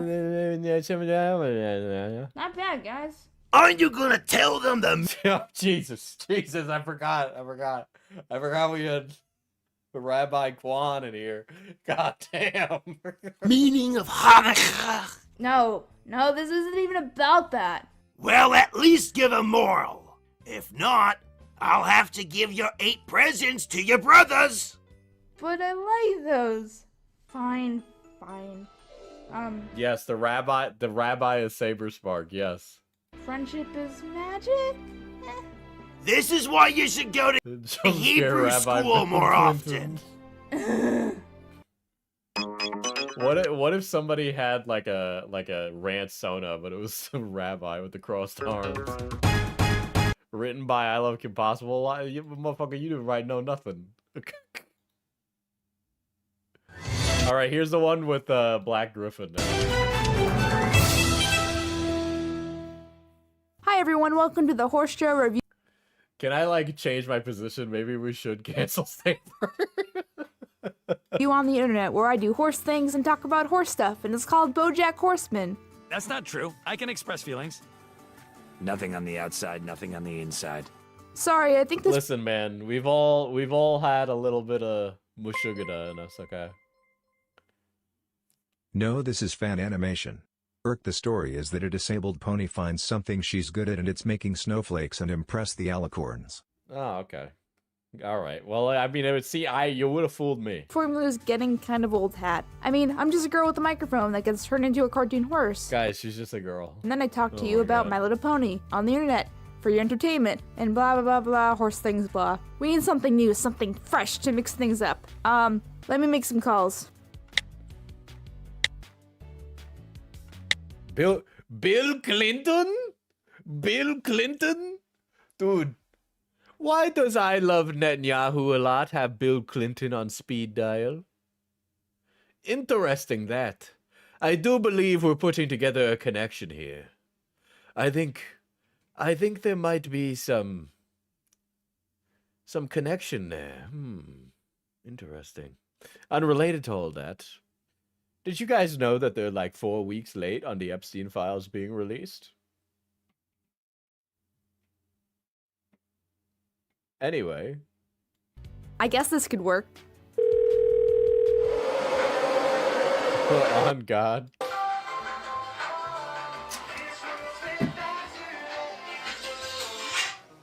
Yellow. Dude, that's Black Griffin, dude. Hey Gabe, I need a super secret. You know KP has Epstein in her contacts because he too was a practicing Jew.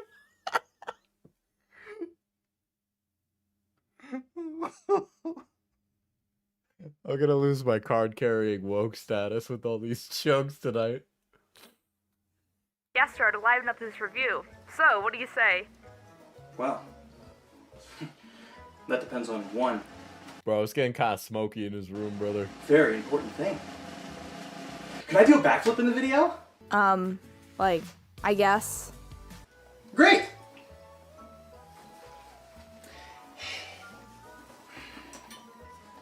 No way he put on the fucking Master Chief hat.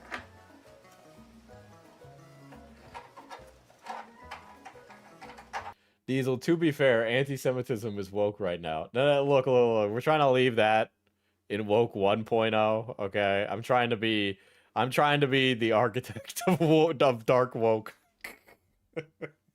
Oh, where is that USB port? Ah, there it is.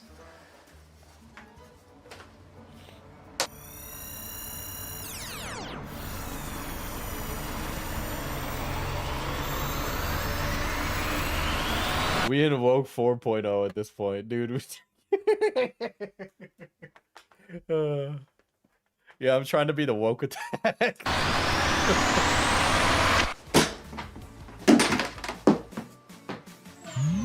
Ah, how'd you do that?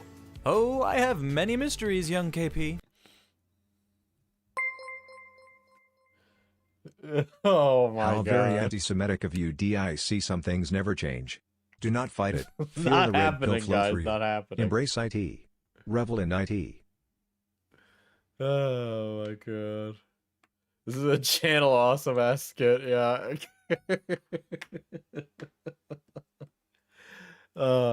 You know, there's been a few times throughout like the last like 4 weeks where I've experienced somebody, you know, like that one friend that's too woke, where it's been something like that, and I just kind of go like, ah, fuck, it's gonna be rough, and then I just like rub my eyes, and then I go back to whatever I was doing.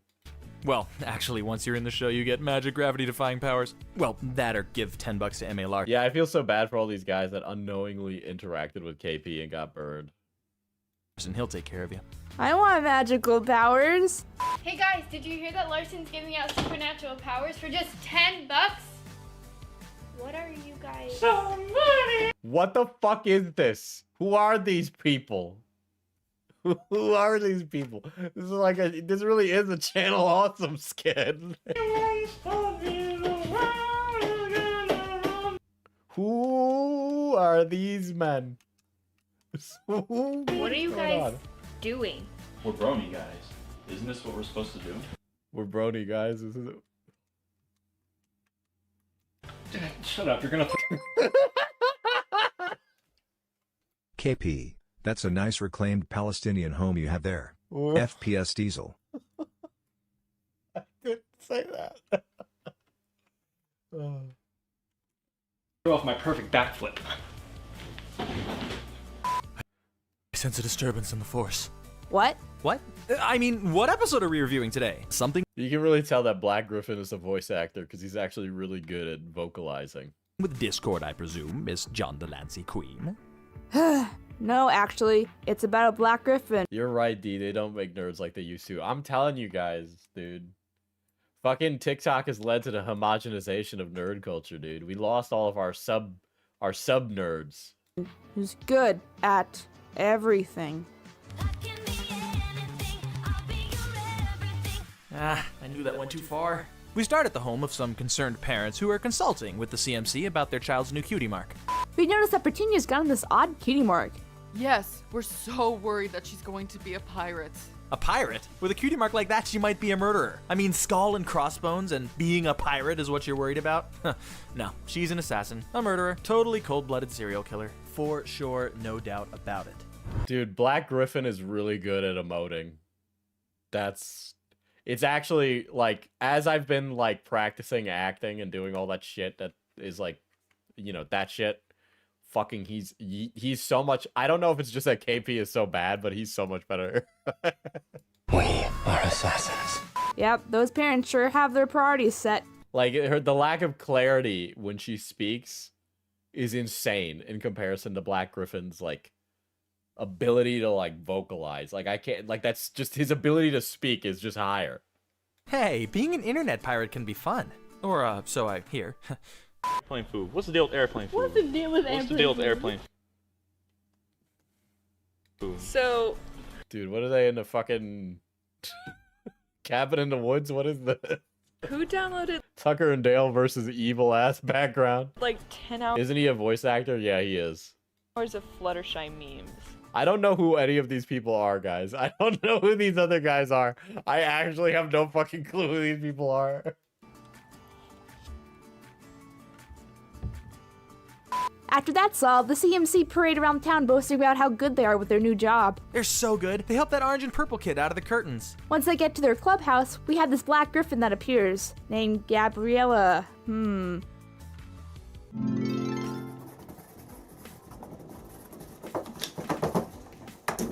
Dude, all these Family Guy cutaway gags are outrageous. He's got that anime acting voice, yeah. What are you doing? Nothing. I mean, I wasn't working on my gender-bent fanfiction about my character who's a black griffin in the show and is friends with the CMCs and is good at everything. Is that the girl that got accused of being the victim of him? Is that... Am I correct in that? Or is it just that I don't know how to discern people's, like, ages? And all she What time in history would this be?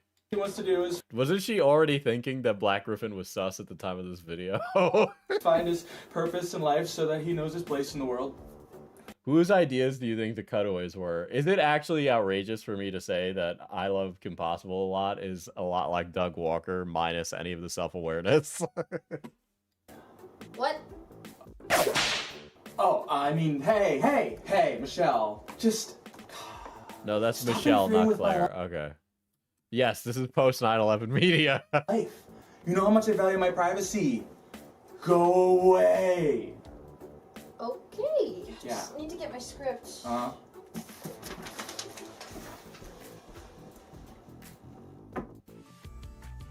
Oops. So anyway, we find out that Gabby here just wants her cutie mark. She does know that there's a place for that, right?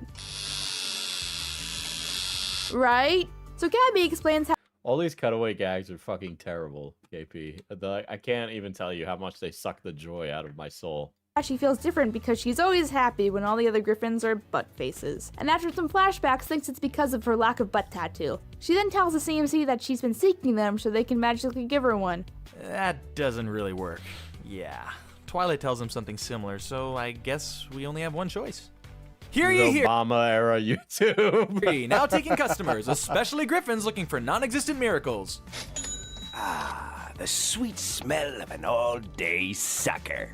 Anyway, this revelation seems to fall on deaf ears, but Scootaloo emphasizes with Gabby, saying that they're still gonna try. Is she best crusader or what? I heard that. So, we then go into this thing about how Gabby's good at just about everything, and finding a singular talent is just too hard. Man, talk about first world problems. She should try dancing. Singing! Dude, I can't. These cutaway gags, these jokes are killing me. They're fucking killing me. They're actually annoying. Animating. Voice acting. Drawing. Doing backflips. Being in the military. See, it's not too hard. My talent is being in the military. It's crazy. Do you ever use being in the military to brag and justify yourself? That'd be stupid. Gabby takes the realization. Okay, that was funny. That was funny. All right, I'll let that one slide. About being good at everything surprisingly hard. That's a bummer. She then proceeds to do the only logical thing. Lie about Yeah, this video would really feel much more modern if it had a sponsorship from Factor. getting a real cutie mark, which ends exactly how you would expect Is it. that Josh Scorcher? Why do I vaguely remember that name? Is he like one of those guys that did those long top 10 videos about things in video games? Too. After that doesn't work, the CMC have a revelation about how Gabby's special talent is the broader helping people thing, which I think is a little nice twist. And one party later, we learn a good lesson. Scootaloo is apparently best crusader. Scootaloo, you're pretty amazing. But really, it's Sweetie Belle. I can still hear you. And that's it. What are your thoughts on the episode, Gabe? Real talk. I gotta be honest, I didn't pay attention to a single thing that was said in this video. It went in one ear and out the other. I didn't hear a single thing. All right. Well, the episode was really good. I say that because I like to compliment Sandwich, and now I'm gonna get into the bad stuff. Gabby, yeah, she was adorable, but man, she was over the top. Ugh, so high-strung, kind of annoying. I know, most of you probably liked her, and I did What? too, don't get me wrong. It's just that kind of personality I find really difficult to deal with over long periods of time. Probably because it clashes with my super laid back and relaxed demeanor. Also, I'm going to be completely candid here, and I may rustle a few jimmies and feathers while I'm at it, but you've kindly given me a platform upon which to voice my ridiculous opinions and conspiracy theories, so here goes. I feel like there were a lot of really blatant references There sure is to shapes and me. colors on Now, the before you screen, say, yeah. you cocky son of a bitch, hear me out. I'm not saying they did it on purpose. I'm not even saying They did do it on purpose. What are you talking about? it at all. But a griffin named Gabby who's friends with the CMCs and is basically paint dropped straight from my OC? No, seriously, I'm not the only one who thinks it's weird. Just stop! That shit would happen all the time from fucking the MLP like show and community. There was a lot of interaction from what I remember. Feeling! Both Michelle Krieber and Claire Corlett came to me on separate occasions after the episode came out and told me how they thought that was just a little bit too perfect to be completely coincidental. Now, it could have been coincidental and probably was, but I don't know. It's enough to make me just wonder. Plus, it's fun to have it was a nice little pat on the back. That's it. Conspiracy theories. I mean, look at the 2016 election. But all conspiracy theories aside. Look at the 2016 election.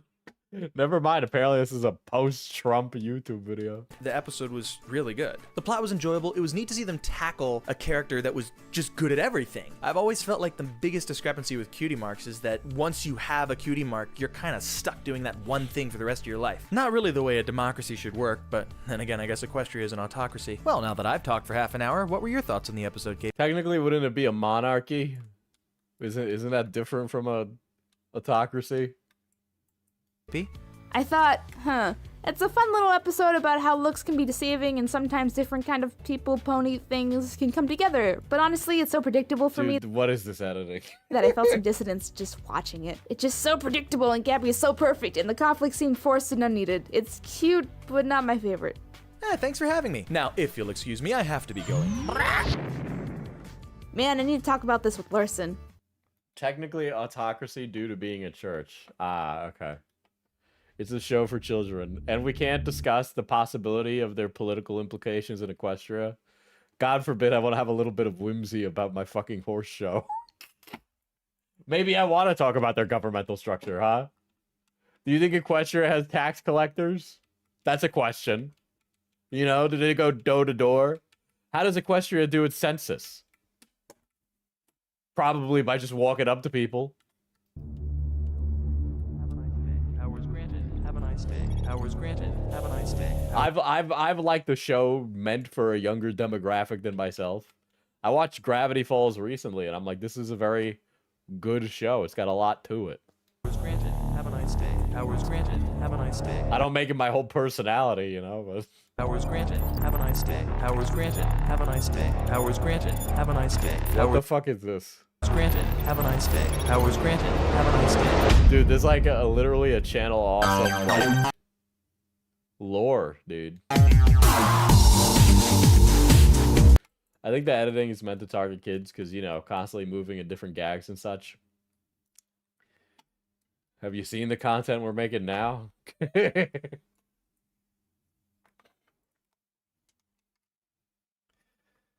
Well, that was boring. ARG inside the edit. Yeah. I'm glad I saw that. I think if anything, it was worth it for the dreidel spark, you know. That really helped sell it. I gotta rewatch Regular Show and Adventure Time. I rewatched Adventure Time. I really enjoyed it. It really is a one-of-a-kind experience. Okay, it really is. Dreidel spark.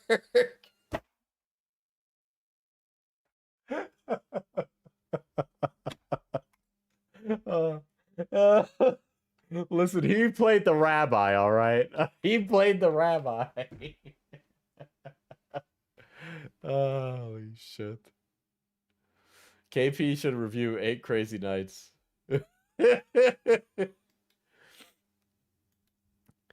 Oh my god. What a thing. I've been what's another thing I watched? I saw fucking The Chair Company recently. I saw The Chair Company. I didn't finish it. I'm like halfway through it. The scene where he's into Taylor and he's like, "Do you know who wore the short shirt?" "Oh yes, this guy was at his bursting point. He was at his bursting point. He was about to explode." "Okay, well, have you seen him?" "Yes, he's a customer here. I've seen him. He's in our membership program."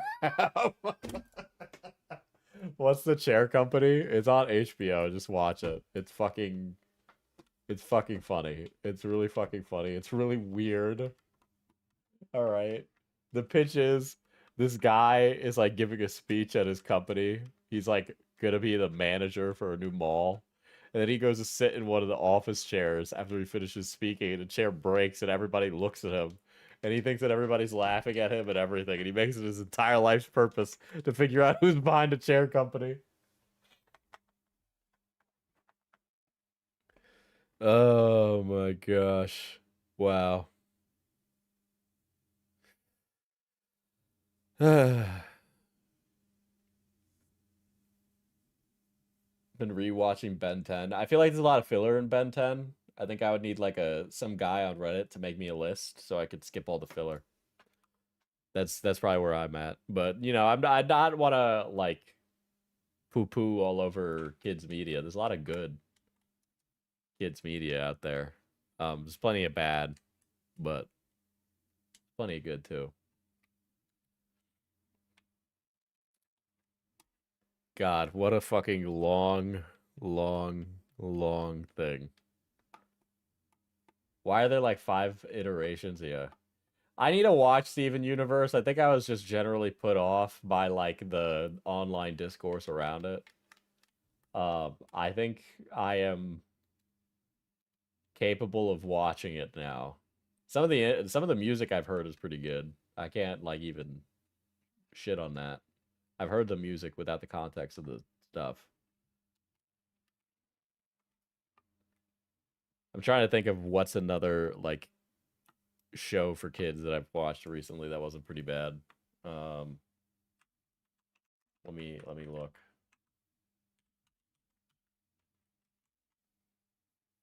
I'm a big does laundry while watching something kind of guy, you know. Oh, I saw Weapons recently. It took me a while to see Weapons. Weapons is really fucking good if you haven't seen Weapons. Definitely see Weapons. Not a children's show, obviously, a fucking movie, but very good. Oh fuck, I need to watch fucking Zootopia 2. Speaking of youth media.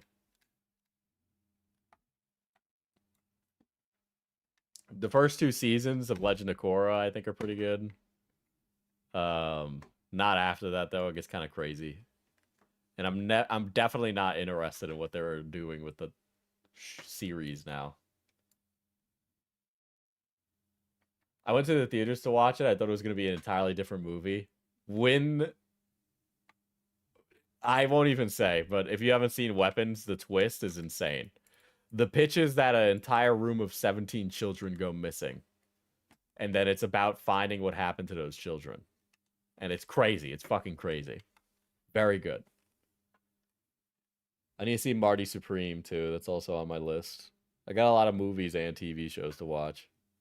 I rewatched Chainsaw Man recently. Also very good. Are you gonna watch the woke Stranger Things cartoon? I have this, like, aversion to Stranger Things. Something about it disgusts me. I know that's very ridiculous to say. I'm going to stand by that.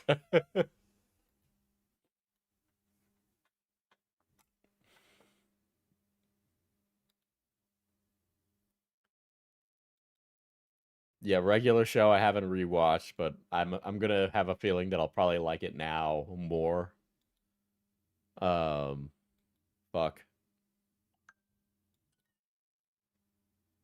My phone be like, do your Duolingo. Amazing World of Gumball is also pretty good. I think if you haven't seen that, it's a pretty funny show. Edda and Eddie is another good one. Though I haven't seen that in a while, so I think that it'll just be like not as good on a second watch. Yeah, I know Duolingo fired most of their fucking staff. I just do it to keep a daily habit because I'm trying to like maintain having daily habits and different things, and it feels good to like, you know, when you do like one small thing, it feels like you can do more things. I use it for that purpose. Are you gonna watch Bluey? No, I don't think so. I don't think so. I'll let Northern Lion be the guy who gives all the discourse on Bluey, okay? No, I'm not doing it to teach me. I play the chess version of Duolingo, and I have gotten better at chess. My rank in chess on chess.com has gone up. So that has helped. Because I get to do my warm-up practice matches on Duolingo.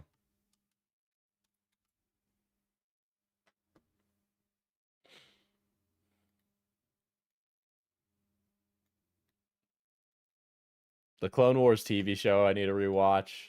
I've seen the Gendy Tarkovsky like short series. That's also pretty good. Are you gonna watch Wow Wow Wubsy? Yeah, that's on my list. I'm gonna watch Wow Wow Wubsy.